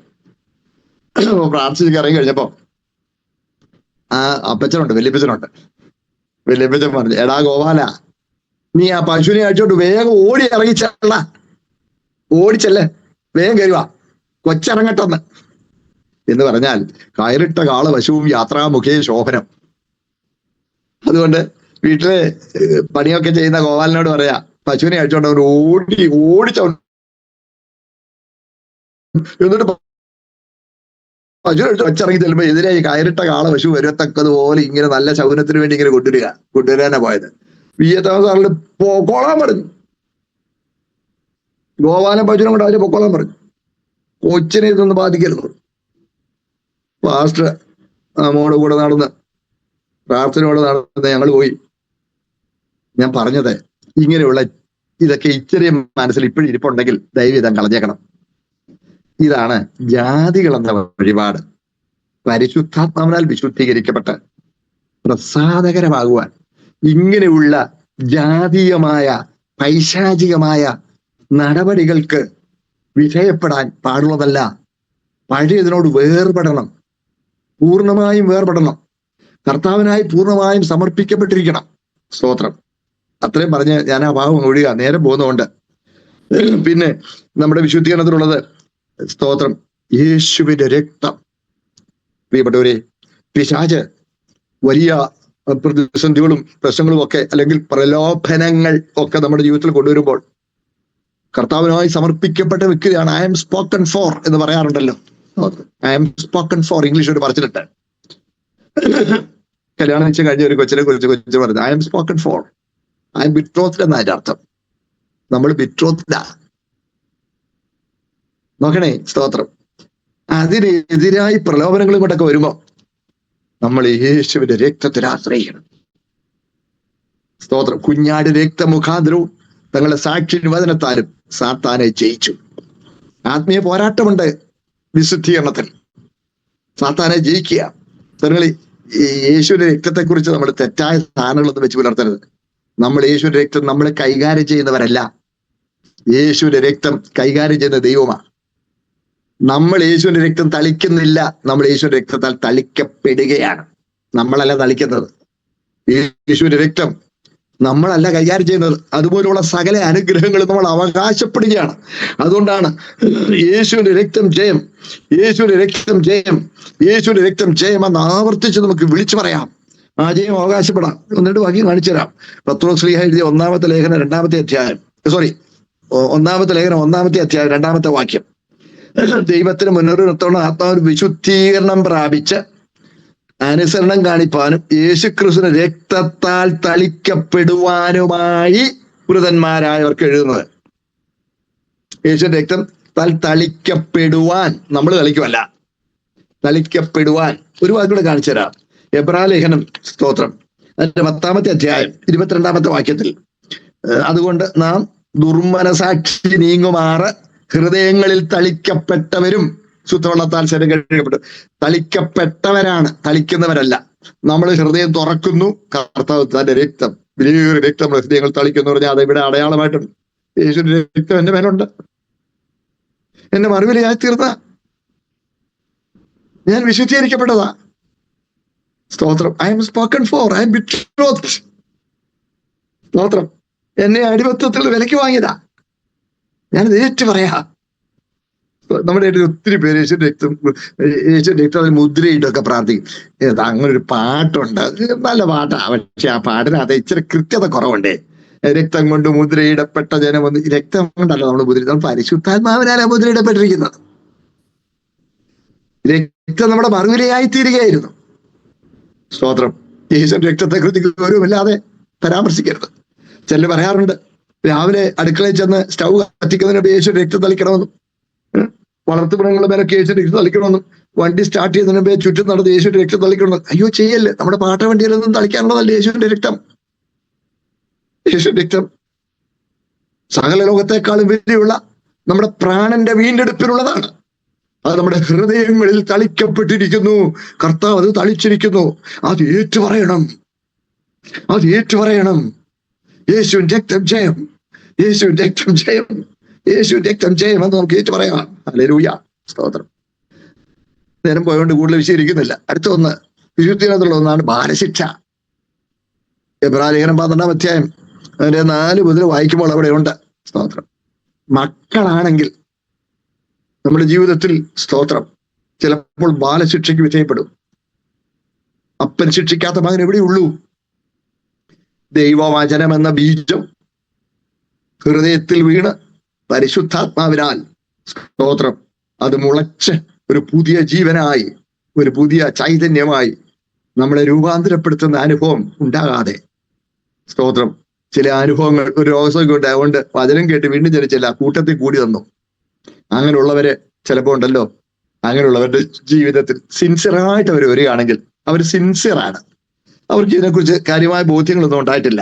അങ്ങനെ സിൻസിയറായിട്ട് അങ്ങനെ വരുന്ന ആളുകളെ ദൈവം ചിലപ്പോൾ അവരുടെ ജീവിതത്തിൽ ചില കഷ്ടങ്ങൾ അനുവദിക്കും, ചില ദുഃഖങ്ങൾ അനുവദിക്കും. എന്തിനാണെന്നറിയാമോ? ഒരു വാക്യം ഞാൻ വായിച്ചു കേൾപ്പിക്കാം. കൊരിന്ത്യർക്ക് 2-ാമത്തെ ലേഖനം 7-ാം അധ്യായം അതിന്റെ 10-ാമത്തെ വാക്യം, ദൈവഹിത പ്രകാരമുള്ള ദുഃഖം അനുതാപം വരാത്ത മാനസാന്തരത്തെ രക്ഷയ്ക്കായി ഉളവാക്കുന്നു. കണ്ടോ, ദൈവം ചെയ്യും ഇങ്ങനെ സിൻസിയറായിട്ട്. വീണ്ടും ജനിച്ചിട്ടില്ല, വചനം ബോധ്യപ്പെട്ടിട്ടില്ല, പാപബോധം ഉണ്ടായിട്ടില്ല, അനുതപിച്ചിട്ടില്ല, പാപിയാണെന്ന് ദൈവം ഏറ്റുപറഞ്ഞിട്ടില്ല. സ്തോത്രം. യേശു എന്റെ സ്ഥാനത്ത് മരിച്ചാണെന്ന് അംഗീകരിച്ചിട്ടില്ല, ഞാൻ മരണത്തിൽ വിധിക്കപ്പെട്ട നഷ്ടപ്പെട്ട ഭാവി തിരിച്ചറിവുണ്ടായിട്ടില്ല. അങ്ങനെ നമ്മുടെ ജീവിതത്തിൽ മീൻസ് ആ അനുഭവം ഉണ്ടാകാത്ത ഏതെങ്കിലും ഒരു വ്യക്തി സിൻസിയറായിട്ട് കർത്താവിന്റെ കൂട്ടായ്മയിലൊക്കെ കൂടിച്ചേർന്നൊക്കെ നടക്കുന്നെങ്കിൽ, അങ്ങനെയുള്ളവരെ ജീവിതത്തിൽ രൂപാന്തരം വരുത്താനായിട്ട് ദൈവം എന്ത് ചെയ്യുന്നറിയാമോ? അവരുടെ ജീവിതത്തിൽ ദൈവഹിത പ്രകാരം ചിലപ്പോൾ ദൈവം ദുഃഖങ്ങൾ അയക്കും. ദൈവഹിത പ്രകാരം ദൈവം ദുഃഖങ്ങൾ അയക്കുമ്പോൾ ആ ദുഃഖം, സ്തോത്രം, അനുതാപം വരാത്ത, മാനസാന്തരപ്പെട്ടു, ദുർമാർഗത്തിലും സന്മാർഗത്തിലേക്ക് തിരികെ വന്നേ ഉള്ളൂ, ശരിക്കുള്ള വീണ്ടും മാനസാന്തരമായില്ല, ദൈവത്തിങ്കിലേക്കുള്ള തിരിവായില്ല. അനുതാപം വരാതെ ഒരാദ്യ വിഷയങ്ങൾ താല്പര്യമൊക്കെ കാണിച്ച് കൂട്ടായ്മയിൽ ചേർന്ന് വരുമ്പോൾ, വീണ്ടും ജനാനുഭവം ഉണ്ടാകാതിരിക്കുമ്പോൾ അവരുടെ ജീവിതത്തിൽ ബാലശിക്ഷ അയക്കും. അതെന്ത് പറ്റും? അത് നമ്മളെ വീണ്ടും ജനനത്തിലേക്കും വിശുദ്ധീകരണത്തിലേക്കും നയിക്കും. ഇനി വീണ്ടും ജനിച്ച ഒരു ദൈവം തന്നെ അവന്റെ ജീവിതത്തിൽ അവന്, സ്തോത്രം, അവന് തിരുത്തുകൾ ആവശ്യമുള്ളപ്പോൾ ദൈവം ബാലശിക്ഷ അയക്കും. അത് നമ്മളെ വിശുദ്ധീകരിക്കുവാൻ, നിർമ്മലീകരിക്കുവാൻ, വേർപാടിൽ നിലനിൽക്കുവാൻ അത് നമുക്ക് സഹായകരമാകും. സ്തോത്രം. അതാണല്ലോ നമ്മൾ കർത്തൃമേശന സമയത്തെല്ലാം വായിക്കുന്ന വാക്യമാണ്. കൊരിന്ത്യർക്ക് 1-ാം അധ്യായം 32-ാമത്തെ വാക്യത്തിൽ, സ്തോത്രം, ലോകത്തോട് ശിക്ഷാതിനകപ്പെടാതിരിക്കേണ്ടത് കർത്താവ് നമ്മളെ എന്ത് ചെയ്യും? ബാലശിക്ഷ കഴിക്കും. നമ്മുടെ ജീവിതത്തിൽ നമ്മൾ ബോധ്യപ്പെടാതെ ഏറ്റുപറഞ്ഞ് ഉപേക്ഷിക്കാതെ ഇരിക്കുന്ന അശുദ്ധിയിൽ നമ്മൾ തുടരുകയാണെങ്കിൽ ദൈവം ചിലപ്പോൾ ബാലശിക്ഷ ജീവിതത്തിൽ അയച്ച് നമ്മളെ രൂപാന്തരപ്പെടുത്തി, സ്തോത്രം, വിശുദ്ധീകരണത്തിന് മുന്നേറുവാൻ നമ്മളെ സഹായിക്കും. വിശദീകരണത്തിന് നിൽക്കുന്നില്ല. പിന്നെ പ്രാർത്ഥനയാൽ നമ്മുടെ വിശുദ്ധീകരണത്തിൽ പ്രാർത്ഥന വിശുദ്ധീകരണത്തിൽ ഉപാധിയാണ്. തിമോത്തിയോസിന് 4:4-5 വാക്യം അത് ഭക്ഷണത്തെ കുറിച്ചാണ് ആ വാക്യം പറയുന്നെങ്കിലും അത് പ്രാർത്ഥന നമ്മുടെ ജീവിതത്തിൽ വിശുദ്ധീകരണത്തിൽ ഉപാധിയാണ്. സ്തോത്രം. അടുത്തത് കൂട്ടായ്മ ഉള്ളൂ, അത് വളരെ പ്രധാനമാണ്. കൊരിന്ത്യർക്ക് 1-14 വാക്യം വായിക്കുമ്പോൾ വിശ്വാസിയായ ഭർത്താവുള്ള ഭാര്യ വിശുദ്ധീകരിക്കപ്പെടാൻ സാധ്യതയുണ്ട് എന്ന് പറഞ്ഞാൽ കൂട്ടായ്മ ബന്ധം മാത്രമല്ല, ദൈവസഭയിലെ കൂട്ടായ്മ ബന്ധം, ദൈവസഭയ്ക്കുള്ളിൽ നമ്മൾ അനുഭവിക്കുന്ന കൂട്ടായ്മ ബന്ധം, ആ കൂട്ടായ്മ ബന്ധം നമ്മുടെ വിശുദ്ധീകരണത്തിന് ഉപാധിയാണ്. സ്തോത്രം. നോക്കണേ, ഒരുവനെ ഉത്സാഹിപ്പിക്കുക, ആത്മീയ ജീവിതത്തിൽ പ്രോത്സാഹനം കൊടുക്കുക. സ്തോത്രം. കർത്താവിനെ സ്നേഹിക്കുന്നതിൽ, കൂട്ടായ്മയിൽ നമുക്കറിയാമല്ലോ ദൈവം കൂട്ടായ്മ വെച്ചിരിക്കുന്നത് നമ്മുടെ ആത്മീയ ഉത്തേജനത്തിനും ഉന്മേഷത്തിനുമാണ്. അന്യോന്യം തിരുത്തുവാൻ, അന്യോന്യം കരുതുവാൻ. സ്തോത്രം. ഒരുവന് വേണ്ടി ഒരുവൻ പ്രാർത്ഥിക്കുവാൻ. ഹല്ലേലൂയ. സ്തോത്രം. പിന്നെ നമ്മുടെ വിശുദ്ധീകരണത്തിനുള്ള ഏറ്റവും വലിയൊരു ഉപാധിയാണ് യേശുക്രിസ്തുവിന്റെ പക്ഷവാതം. സ്തോത്രം. അതിലെ നമ്മൾ വായിച്ചല്ലോ, കഴിഞ്ഞ ദിവസമൊക്കെ വായിച്ച എബ്രായർ 7:4 വാക്യത്തിൽ. സ്തോത്രം.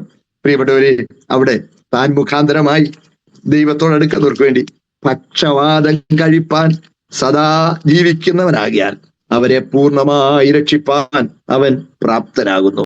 സ്തോത്രം. ഞാൻ പറഞ്ഞ റെഫറൻസ് തെറ്റിപ്പോയി, 7:25. സ്തോത്രം.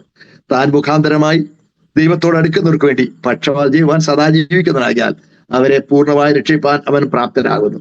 സ്തോത്രം. നോക്കണേ, കർത്താവിന്റെ പക്ഷവാത പ്രാർത്ഥന. കർത്താവ് ഇവിടെ പക്ഷവാതം കഴിക്കുന്നത് നമുക്കറിയാമല്ലോ. ശിഷ്യന്മാർ കർത്താവിന്റെ കൂടെ പോകായിരുന്നു. ശിഷ്യന്മാർ കർത്താവിന്റെ കൂടെ പോകുമ്പോൾ ഭയങ്കര തർക്കം. എന്താ തർക്കം? തങ്ങളിൽ ആരാകുന്നു പ്രധാനി, തങ്ങളിൽ ആരാകുന്നു വലിയവൻ, അതാണ് തർക്കം. പത്രോസിന് പറയാനുണ്ട്, കൂട്ടത്തിൽ പ്രായം കൂടുതൽ പത്രോസിനാണ്. തന്നെയല്ല, കർത്താവ് ഒന്നാമത് വിളിച്ചേക്കുന്നത് അവനാ പത്രോസ്. പിന്നെ ഉയർപ്പിക്കാൻ ചെന്നപ്പോ എന്നെ കൂടിയുള്ളൂ ഉണ്ട്. അവിടെ ഞാനും കൊണ്ടായിരുന്നു, ഞാനാ യേശുവിന്റെ മറുപടി ആയിരിക്കുന്നത്. പിന്നെ മത്തായി പറയും, ഞാൻ വലിയ ചുങ്ക സ്ഥലത്ത് വന്ന് ആ പണവും പ്രതാപം എല്ലാം വിട്ട് ഇറങ്ങി വന്ന സർക്കാർ ഉദ്യോഗസ്ഥനായിരുന്നു കേട്ടോ. അത് കേട്ട് ഇറങ്ങി വന്ന പറയും, സർക്കാർ ഉദ്യോഗസ്ഥനെ പറഞ്ഞാൽ ഏലം പിടിക്കുന്ന, എന്നാലും റോമാക്കാർക്ക് വേണ്ടി പ്രവർത്തിക്കുന്ന ആളായിരുന്നു. നോക്കണേ, അവന് പ്രൊട്ടക്ഷൻ ഒക്കെ കിട്ടുന്ന ആളായിരുന്നു. ഇങ്ങനെ ഓരോ എരിവുകാരനായിട്ട് ഞാൻ എരിവുകാരനായിട്ട് നടന്നവനാ, എന്നാലും ജെലോട്ട് ഒളിപ്പരാളിയായിട്ട് നടന്ന അവനെ കുറിച്ച് അവകാശം ഇങ്ങനെ ഓരോരുത്തർക്കും ഓരോന്ന് പറയാറുണ്ട്. സ്തോത്രം. കർത്താവ് മുമ്പ് നടന്ന പോയി, കർത്താവ് ഇത് ശ്രദ്ധിക്കുന്ന പോലും ഇല്ല. സ്തോത്രം. വീട്ടിൽ ചെന്നപ്പോ കർത്താവ്, നിങ്ങൾ എന്തായിരുന്നു വഴിയിലെ തർക്കിച്ചോണ്ട് നടന്നതെന്ന് ചോദിച്ചു. അവരൊന്നും വേണ്ടിയില്ല. തങ്ങളിൽ ആരാകുന്നു വലിയവരെന്ന് തർക്കിച്ചിരുന്നത് അവർ ഒന്നും പറഞ്ഞില്ല. അവിടെ കർത്താവ്, സ്തോത്രം, ഒരു ശിശുവിനെ നടുക്ക് നിർത്തേച്ച് വന്നിട്ട് ഇവനെ പോലെ ആണോ എന്ന് പറഞ്ഞു. എന്നിട്ട് അതേ സന്ദർഭത്തിൽ താഴെ വായിക്കുന്നുണ്ട്, ശീമോനെ സാത്താൻ നിന്നെ കോതമ്പ് പോലെ പാറ്റേണ്ടതിന് എന്നോട് അനുവാദം ചോദിച്ചു, എന്നാൽ നിന്റെ വിശ്വാസം പോയി പോകാതിരിക്കാൻ ഞാൻ നിനക്ക് വേണ്ടി അപേക്ഷിച്ചു. സ്തോത്രം. ഒരു വേള എനിക്ക് തോന്നുന്നത് പത്രോസ് ആയിരുന്നിരിക്കാം ഏറ്റവും കൂടുതൽ വൊസീഫറസ് ആയിട്ട് ഏറ്റവും കൂടുതൽ വാഗ്വാദത്തിൽ മുന്നിട്ട് നിന്നാണ് ഞാൻ വിചാരിക്കാൻ. എന്റെ നിഗമനം ശരിയല്ലെങ്കിൽ പോട്ടെ, പക്ഷെ ആ സന്ദർഭത്തിൽ നമുക്ക് അങ്ങനെ ചിന്തിക്കാത്ത വെച്ചാൽ തെറ്റുള്ളത് ഞാൻ വിചാരിക്കുന്നില്ല. സ്തോത്രം. ശീമോനെ അവനെ എടുത്തടക്കാനല്ലേ സാത്താനിനെ കോതമ്പ് പോലെ മാറ്റേണ്ടതിന് അനുവാദിച്ചു വെച്ചു. സ്തോത്രം. കൃപയിൽ നിന്ന് വീണു പോകാൻ സാധ്യതയുള്ള എത്രയോ സന്ദർഭങ്ങളിൽ നമ്മളെ കഴിവ് കൊണ്ട് പിടിച്ചിരുന്നതല്ല, നമ്മളെ വാഴ്ത്തപ്പെട്ട കർത്താവ് നമുക്ക് വേണ്ടി പക്ഷവാതം കഴിച്ചതുകൊണ്ട്. ഹല്ലേലൂയ. നാം എന്തുവരെ നിലനിൽക്കുകയാണ്? പരിശുദ്ധാത്മാവ് നമ്മളിൽ അധിവസിച്ച് നമുക്ക് വേണ്ടി പക്ഷവാതം കഴിക്കുന്നു. സ്തോത്രം. പിതൃസന്നിധിയിൽ പിതാവിന് വലത്തുഭാഗത്ത് കർത്താവ് നമുക്ക് വേണ്ടി പക്ഷവാതം കഴിക്കുന്നു. ഹല്ലേലൂയ. സ്തോത്രം. എന്നെ കേൾക്കുന്നതിന്റെ പ്രിയ സഹോദരങ്ങളെ, അതാ കൂട്ടായ്മയിൽ കൂട്ട സഹോദരങ്ങൾ നമുക്ക് വേണ്ടി പക്ഷവാതം കഴിക്കുന്നു. സ്തോത്രം. എന്തൊരു ഭാഗ്യമാണ്. നമുക്ക് എത്ര അഡ്വക്കേറ്റ്സ് ആ ഉള്ളത്. സ്തോത്രം. ഏറ്റവും വലിയ അഡ്വക്കേറ്റ് സ്വർഗത്തിൽ സദാ ജീവിക്കുന്നവൻ, ന്യായാധിപന്റെ അഡ്വക്കേറ്റ് ആയിട്ട് നമുക്ക് ഇവിടെ ഉണ്ട്. പരിശുദ്ധാത്മാവ് നമ്മളിൽ അധിവസിച്ച് റെസിഡന്റ് അഡ്വക്കേറ്റ് നമ്മളിൽ അധിവസിച്ച് നമുക്ക് വേണ്ടി കൂട്ടു സഹോദരങ്ങൾ എത്ര പേര് അയ്യോ, കുടുംബത്തോരോട് നന്ദി ഉണ്ടായിരിക്കണം. ഒരുവന് വേണ്ടി ഒരുവൻ പ്രാർത്ഥിക്കണം. ഹല്ലേലൂയ. കൂട്ടായ്മ നമ്മുടെ വിശുദ്ധീകരണത്തിന് ഉപാധിയാണ്. സ്തോത്രം. വെൽ, അങ്ങനെ പറഞ്ഞു പോയാൽ പിന്നെ നേരെ പോകുമല്ലോ. ന്യായപ്രമാണം മുഴുവൻ നമുക്ക് വേണ്ടി കർത്താവ് നിവർത്തിച്ചു. മുഴുവൻ നിവർത്തിച്ചു. നമ്മുടെ രക്ഷയ്ക്ക് ആവശ്യമുള്ളത് മുഴുവൻ നിവർത്തിച്ചു. അത് മുഴുവൻ അനുഭവമാക്കുവാനുള്ള ചുമതല നമുക്കുണ്ട്. വിശ്വാസത്താൽ നമ്മളത് അംഗീകരിച്ചു. വിശ്വാസത്താൽ മരണത്തോടെ ഏകീഭവിച്ചു. നമ്മുടെ പാപത്തിന്റെ കുറ്റം കർത്താവ് സഹിച്ചു. സ്തോത്രം. അത് രക്ഷയുടെ ഒന്നാം ഘട്ടം. അത് ആത്മാവിനെ വീണ്ടെടുപ്പ് സാധിച്ചു. നമ്മുടെ രക്ഷയുടെ രണ്ടാം ഘട്ടം നമ്മുടെ പ്രാണന്റെ, നമ്മുടെ ദേഹിയുടെ വീണ്ടെടുപ്പാണ്. നമ്മുടെ ദേഹിയുടെ വീണ്ടെടുപ്പിന് വേണ്ടി പിതൃസ്ഥലിൽ പക്ഷപാതം കഴിച്ചുകൊണ്ടിരിക്കുകയാണ്. അതാ ഇന്നലെ ഞാൻ പറഞ്ഞത് മറക്കല്ലേ. Jesus is still engaged in our salvation mission. കർത്താവ് ഇന്നും രക്ഷകനായി നമുക്ക് വേണ്ടി നിൽക്കുക. അതല്ലേ എബ്രായ ലേഖനത്തിലെ 3 പ്രത്യക്ഷതകളെ ഞാൻ ഇന്നലെ വായിച്ചു കേൾപ്പിച്ചില്ലേ, 9-ാം അധ്യായത്തിൽ. സ്തോത്രം. ലോകാവസാനത്തിൽ സ്വന്തം കൊണ്ട് ബാഹുരിയാൻ പ്രത്യക്ഷനായി. അത് രക്ഷയുടെ ഒന്നാം ഘട്ടം. ഇന്ന് നമുക്ക് വേണ്ടി പിതൃസ്ഥൽ പ്രത്യക്ഷനാവാൻ സ്വർഗത്തിൽ പ്രവേശിച്ചിരിക്കുന്നു. സ്തോത്രം. അതിലെ നമുക്ക് അറിയാമല്ലോ, ഈ അഡ്വക്കേറ്റ്സിനെ കുറിച്ച് പറയുന്നത് അപ്പിയർ ചെയ്യുന്നതല്ലേ പറയുന്നത്. നമുക്ക് വേണ്ടി സദാ ജീവിക്കുന്ന ഒരു അഡ്വക്കേറ്റ് അപ്പിയർ ചെയ്തിരിക്കുക. സ്തോത്രം. ഹല്ലേലൂയ. ഇനി അവൻ പാപം കൂടാതെ ഇനിയും രക്ഷയ്ക്കായി പ്രത്യക്ഷനാകും. രക്ഷാപൂർത്തിക്കായി പ്രത്യക്ഷനാകും. അത് ഇന്ന് കുറച്ച് പറയണമെന്ന് വിചാരിച്ചെങ്കിലും സമയം ഇത്രയും കടന്നുപോയി. അതുകൊണ്ട് ഞാൻ ഇന്ന് അതിലേക്ക് കടക്കുന്നത് കർത്താവിന് വെച്ചാൽ നാളെ നമുക്ക് തേജസ്കാരത്തെ കുറിച്ച് ചിന്തിക്കാം. എന്റെ പ്രിയ സഹോദരങ്ങളെ, സ്തോത്രം. അതുകൊണ്ടാണ് രക്ഷയ്ക്ക് ആവശ്യമുള്ള മുഴുവൻ പൂർത്തീകരിച്ചത് കൊണ്ടാണ്.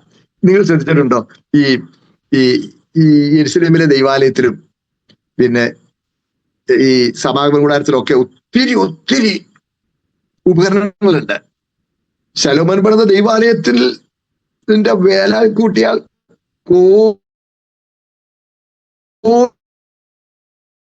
കോടിക്കണക്കിന് ലക്ഷം രത്നങ്ങളില്ലേ. പക്ഷേ അവിടെ ശുശ്രൂഷിക്കുന്നവർക്ക് ഇരിക്കാൻ ഒരു കൊരണ്ടി പോലും ഇല്ല. ഇരിക്കാൻ ഒരിരിപ്പിടവും സമാഗമന കൂടാരത്തിലില്ല. യെരുശലേമിലെ ദൈവാലയത്തിലുമില്ല. എന്താ കാര്യം? അതാണ് എബ്രായത്തിൽ പറയുന്നുണ്ട്, ശുശ്രൂഷിച്ചുകൊണ്ട് നിൽക്കുന്നു. ഇരിക്കാൻ അവിടെ നേരെ എടാ, പണി ഒന്ന് തീർന്നിട്ട് വേണ്ടേ ഒന്ന് കാല് മടക്കാൻ? പണിയൊന്നും തീരുന്നില്ലല്ലോ. പണി തീരുന്നില്ല, കാല് മടക്കാൻ ഒക്കുന്നില്ല. എന്നാൽ ഇന്ന് ഹല്ലേലൂയ, അവൻ പിതാവിന്റെ വലത്ത് ഭാഗത്ത് ഉപവിഷ്ടനായിരിക്കുന്നു, ഇരിക്കുന്നു. വലത്ത് ഭാഗം എന്ന് പറഞ്ഞാൽ it's the place of favour. അനുകൂലത്തിന്റെ വശമാണ് വലത്ത് ഭാഗം. വലത്ത് ഭാഗത്ത് രാജാവ് ഒരുത്തനെ പിടിച്ചിരുത്തുന്ന പറഞ്ഞാൽ അവനോട് ഏറ്റവും ബഹുമാനമാണ്. സ്തോത്രം. ശ്രദ്ധിക്കണേ, വലത്ത് ഭാഗത്ത്. അതുകൊണ്ട് നമ്മൾ കല്യാണത്തിലൊക്കെ മണവാട്ടിയ വലത്ത് ഭാഗത്ത് ഇരുന്നത്. വലത്ത് ഭാഗത്ത്. That's A place of favour. നമ്മുടെ കർത്താവ് നമുക്ക് വേണ്ടി മുഴുവൻ തികച്ചത് കൊണ്ട് അവിടെ ഇരിക്കുക. ഒന്നാം ഘട്ടം പൂർത്തീകരിച്ചു, രണ്ടാം ഘട്ടം അവിടെ തുടർന്നുകൊണ്ടിരിക്കുക, പക്ഷപാതം കഴിച്ചുകൊണ്ടിരിക്കുന്നു. നമ്മളും കർത്താവ് നമുക്ക് വേണ്ടി തികച്ച ആ രക്ഷണീയ ശുശ്രൂഷയുടെ മുഴുവൻ അനുഗ്രഹങ്ങളും നമ്മൾ സ്വായത്തമാക്കണം. സ്തോത്രം. പ്രിയപ്പെട്ടവരെ, അതുകൊണ്ട് നമ്മുടെ രക്ഷയ്ക്കായി പ്രവർത്തിപ്പീൻ. അങ്ങനെ ചെയ്താൽ നിങ്ങൾ ഒരു നാൾ ഇടറിപ്പോകാതെ നമ്മുടെ കർത്താവ് രക്ഷിതമായ യേശു ക്രിസ്തുവിന്റെ നിത്യരാജ്യത്തിലുള്ള പ്രവേശനം ധാരാളമായി പ്രാപിക്കും. സ്തോത്രം. അതുപോലെ തന്നെ നിന്നെ തന്നെ ഉപദേശം സൂക്ഷിക്കുക, അതിൽ ഉറച്ചു നിൽക്കുക. അങ്ങനെ ചെയ്താൽ നീ നിന്റെ പ്രസംഗം കേൾക്കുന്നവരെയും രക്ഷിക്കും. സ്തോത്രം. പ്രിയപ്പെട്ടവരെ, ഇത്രയും ഉപാധികൾ ദൈവം നമുക്ക് ഒരുക്കി തന്നിരിക്കുക. നമ്മുടെ വിശുദ്ധീകരണത്തിന് വേണ്ടി. മാറ്റമില്ലാത്ത ദൈവവചനം, സ്വർഗത്തിലേക്കും സ്ഥിരമായിരിക്കുന്ന ദൈവവചനം, മാറ്റമില്ലാത്ത ദൈവവചനം നമുക്ക് തന്നിരിക്കുക. പരിശുദ്ധാത്മാവിനെ നമുക്ക് തന്നിരിക്കുക.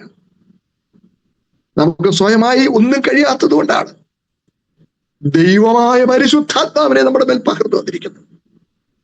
പരിശുദ്ധാത്മാവ് നമ്മളിൽ അധിവസിച്ച് നമ്മളെ ബലപ്പെടുത്തിക്കൊണ്ടിരിക്കുക, നമുക്ക് വേണ്ടി പക്ഷപാതം കഴിച്ചുകൊണ്ടിരിക്കുക. സ്തോത്രം. പ്രിയപ്പെട്ടവരെ, യേശു ക്രിസ്തു നമുക്ക് വേണ്ടി പിതൃസന്നിധിയിൽ പ്രത്യക്ഷനായിരിക്കുകയാണ്. സ്തോത്രം.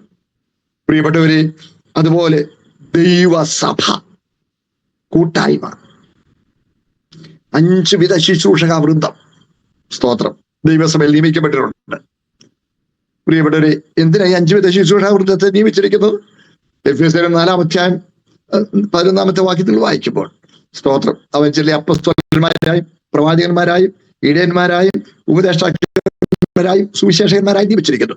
അത് നാം എല്ലാവരും വിശ്വാസത്തിലും ദൈവത്തിനെ കുറിച്ചുള്ള പരിജ്ഞാനത്തിലുള്ള ഐക്യതയും തികഞ്ഞ പുരുഷത്വവും ക്രിസ്തുവിന്റെ സമ്പൂർണ്ണതയായ പ്രായത്തിലളവും പ്രാപിക്കോളം വിശുദ്ധന്മാരുടെ യഥാസ്ഥാനത്വത്തിനാണ് ശുശ്രൂഷയുടെ വേലയ്ക്കും ക്രിസ്തുവിന്റെ ശരീരത്തിന്റെ ആത്മീക വർധനയ്ക്കുമാകുന്നു.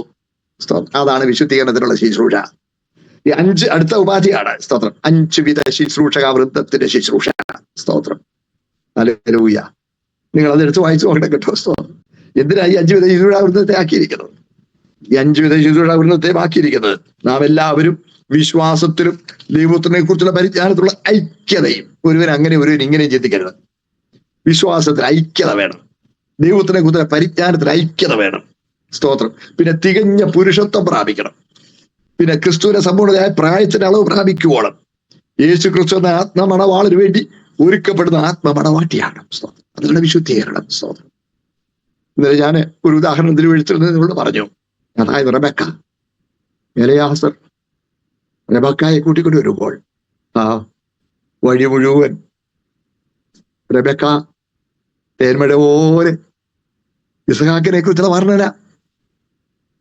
സ്തോത്രം. എലയാസറിൽ നിന്ന് കേട്ടുകൊണ്ടിരിക്കുക. ഒരു വാക്കുകൊണ്ടൊരു ചിത്രം വരയ്ക്കുക അവന്റെ ഹൃദയത്തിൽ, അവളുടെ ഹൃദയത്തിൽ.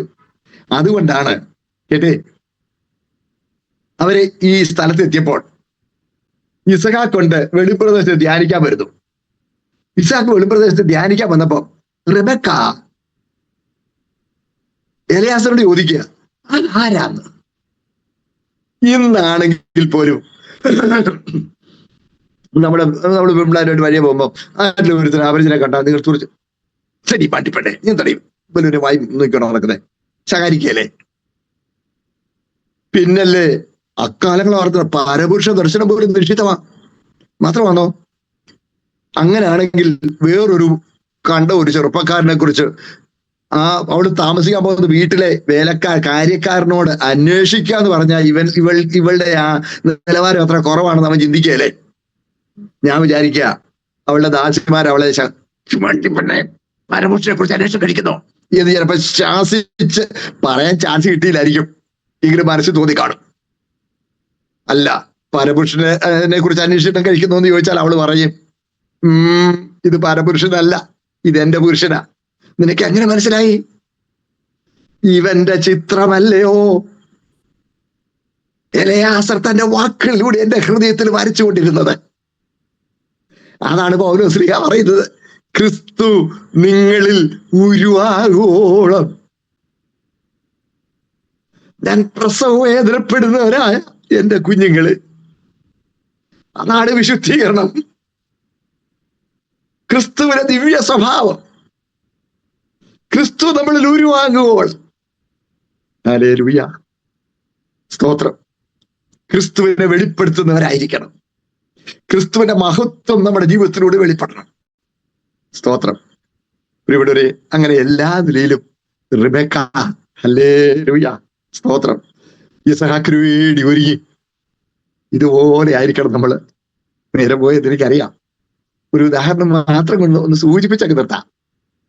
ഈ എസ്തേറിന്റെ പുസ്തകവും നിങ്ങൾ വായിച്ചാണല്ലോ. അഹശ്വേരോശന്റെ മണിയറയ്ക്ക് വേണ്ടി എസ്തേർ ഒരുങ്ങുക. സ്തോത്രം. സാദൃശ്യങ്ങളാണ് ഇതൊക്കെ. അഹശ്വേരോശന്റെ മണിയറയ്ക്ക് വേണ്ടി വസ്തി ഇച്ചിരി ഒരു മത്സരം കാണിച്ച് മാറിയപ്പോ കന്യകുമാരെ ശേഖരിച്ചപ്പോ സ്തോത്രം, അറിയാമല്ലോ, ഹദസ എന്നായിരുന്നു എസ്തേറിന്റെ പേര് കേട്ടോ. ആദ്യത്തെ പേര് ഹദസ. അവള് കൂടെ ചെന്നു. ആദ്യത്തെ 6 മാസം മൂർ തൈലം കൊണ്ടുള്ള ഒരു ശുദ്ധീകരണമുണ്ട്. പിന്നത്തെ 6 മാസം സുഗന്ധ തൈലം കൊണ്ടുള്ള ഒരു ശുദ്ധീകരണമുണ്ട്. അയ്യോ, അത് വലിയ കഠിനമാ. ചരിത്ര പുസ്തകങ്ങളൊക്കെ അതിനെക്കുറിച്ച് വിശീകരണമുണ്ട് കേട്ടോ. അതായത് ഈ മൂർ തൈലം കൊണ്ടുള്ള ശുദ്ധീകരണം എന്ന് പറഞ്ഞാൽ ശരീരത്തെ ദുഷ്ടല്ല, all the impurities of the body are purged out by that process. ശരീരത്തിലെ എല്ലാ ദുഷ്ടും എല്ലാ അശുദ്ധികളും നീക്കം ചെയ്യുക. മൂർ തൈലം കൊണ്ടുള്ള ശുദ്ധീകരണം പറഞ്ഞാൽ കഠിനമാണ്, കയ്പാണ്. വളരെ കഠിനമായ ഒരു പ്യൂരിഫിക്കേഷൻ പ്രോസസ്സിനാണ് ഈ കുട്ടി 6 മാസം വിധേയപ്പെടുക. പിന്നെ അടുത്ത 6 മാസം മീൻസ് സുഗന്ധദ്രവ്യം കൊണ്ടുള്ള ശുദ്ധീകരണമാണ്. സുഗന്ധദ്രവ്യം കൊണ്ടുള്ള ശുദ്ധീകരണം എന്ന് പറഞ്ഞാൽ സ്തോത്രം, ആ സുഗന്ധദ്രവ്യം കൊണ്ടുള്ള ആ ശുദ്ധീകരണ കാലം കഴിഞ്ഞാൽ പിന്നെ ഇവളെ വേർത്താൽ സുഗന്ധം പരക്കും. ഇവൾക്ക് വേറൊരു സുഗന്ധദ്രവ്യത്തിന് ആവശ്യമില്ല. നമുക്കറിയാം, കഴിക്കുന്ന ഭക്ഷണത്തിന് നമ്മുടെ ബോഡി സ്മെല്ലിന്റെ മേൽ സ്വാധീനമുണ്ട്. നമ്മൾ കഴിക്കുന്ന ഭക്ഷണത്തിന് നമ്മുടെ ബോഡി സ്മെല്ലിന്റെ മേൽ ഇൻഫ്ലുവൻസ് ഉണ്ട്. നമ്മൾ കഴിക്കുന്ന ഭക്ഷണത്തിന് അത് വെജിറ്റേറിയൻസിന്റെ ബോഡി സ്മെല്ലും മീൻസ് നോൺ വെജിറ്റേറിയൻസിന്റെ ബോഡി സ്മെല്ലും നമ്മൾ വ്യത്യാസമുണ്ടെന്നാണ്.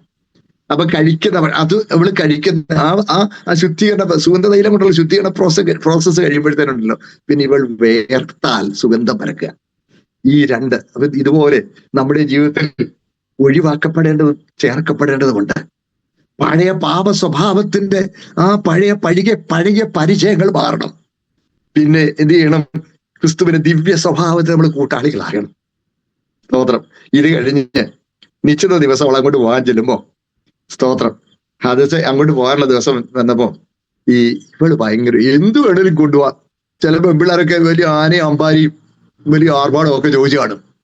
പക്ഷെ ഇപ്പോഴും എസ്തർ ഭയങ്കര വിളിക്കുക കേട്ടോ. നമുക്ക് സാദൃശ്യമാണ്. അതുകൊണ്ടാണ് ഇവളെ രാജാവിന്റെ അന്തപുരപാലകനായ ഹേഗായി പറഞ്ഞതല്ലാതെ വേറൊന്നും ചോദിച്ചില്ല. എന്ന് പറഞ്ഞാൽ രാജാവിന്റെ മനസ്സറിയുന്നവനാണ് ഹേഗായി.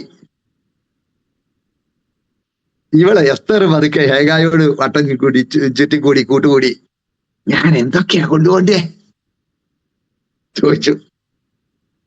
ഇവള് ബുദ്ധിമതിയാ, ഇവക്കറിയാം രാജാവിന്റെ മനസ്സറിയുന്നവനാ ഇവന്.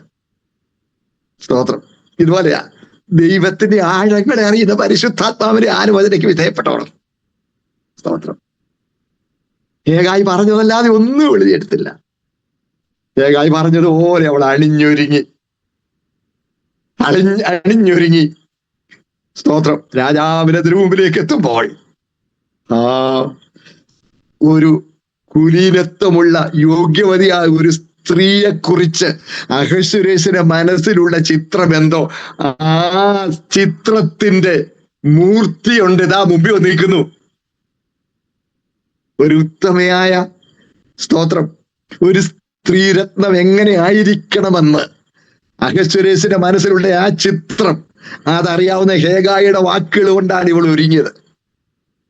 അതുകൊണ്ട് ഇവൾ അങ്ങോട്ട് ചെന്നപ്പോൾ സ്തോത്രം അവന്റെ മനസ്സിൽ സ്ത്രീത്വത്തെക്കുറിച്ചുള്ള ആ സ്വപ്നം മൂർത്തിയായി മുമ്പിൽ വന്ന് നിൽക്കുന്നത് കണ്ടപ്പോൾ രണ്ടാമത് ചിന്തിച്ചില്ല. രാജ്ഞിയുടെ കിരീടം എടുത്ത് അവിടെ തലയിൽ വെച്ച് കൊടുത്തു. സ്തോത്രം. ഇതുപോലെ പരിശുദ്ധാത്മാവിന്റെ ആലോചനയ്ക്ക് ഈ ദൈവവിധനമാണ്. ദൈവത്തിന്റെ തിരുഹൃദയം തുറന്നിട്ടിരിക്കായിട്ട് സ്തോത്രം. എന്ത് ചോദിച്ചാലും കൊടുക്കും. സ്തോത്രം. പക്ഷേ ഹേഗായി പറഞ്ഞതല്ലാതെ അവളൊന്നും ചോദിച്ചില്ല. ഇത് യേശുക്രിസ്തുവിന് യോഗ്യതയുള്ള ഒരു മണവാട്ടിയായി നമ്മൾ ഒരുങ്ങുന്നതിന് ഒരു നിഴലാണ്. പഴയ നിയമ നിഴലാണല്ലോ. പുതിയ നിയമ ഉപദേശങ്ങൾ ഉദാഹരിച്ച് വ്യക്തമാക്കാൻ പഴയ നിയമ തിരുവെഴുത്തുകൾ ഉപകരിക്കാമല്ലോ. സ്തോത്രം. അതല്ലേ കൊരിന്ത്യർക്ക് 1:10 ആവർത്തിച്ച് പറഞ്ഞിട്ടുണ്ടല്ലോ. സ്തോത്രം. അറിയാമല്ലോ. ഇത് അവർക്ക് ദൃഷ്ടാന്തമായി സംഭവിച്ചു, ലോകാവസാനത്തിൽ നമുക്ക് ബുദ്ധിപദേശത്തിൽ എഴുതിയിരിക്കുന്നു. സ്തോത്രം. അതേ സഹോദരങ്ങളെ, നമ്മുടെ വിശുദ്ധീകരണം പ്രധാനമാണ്.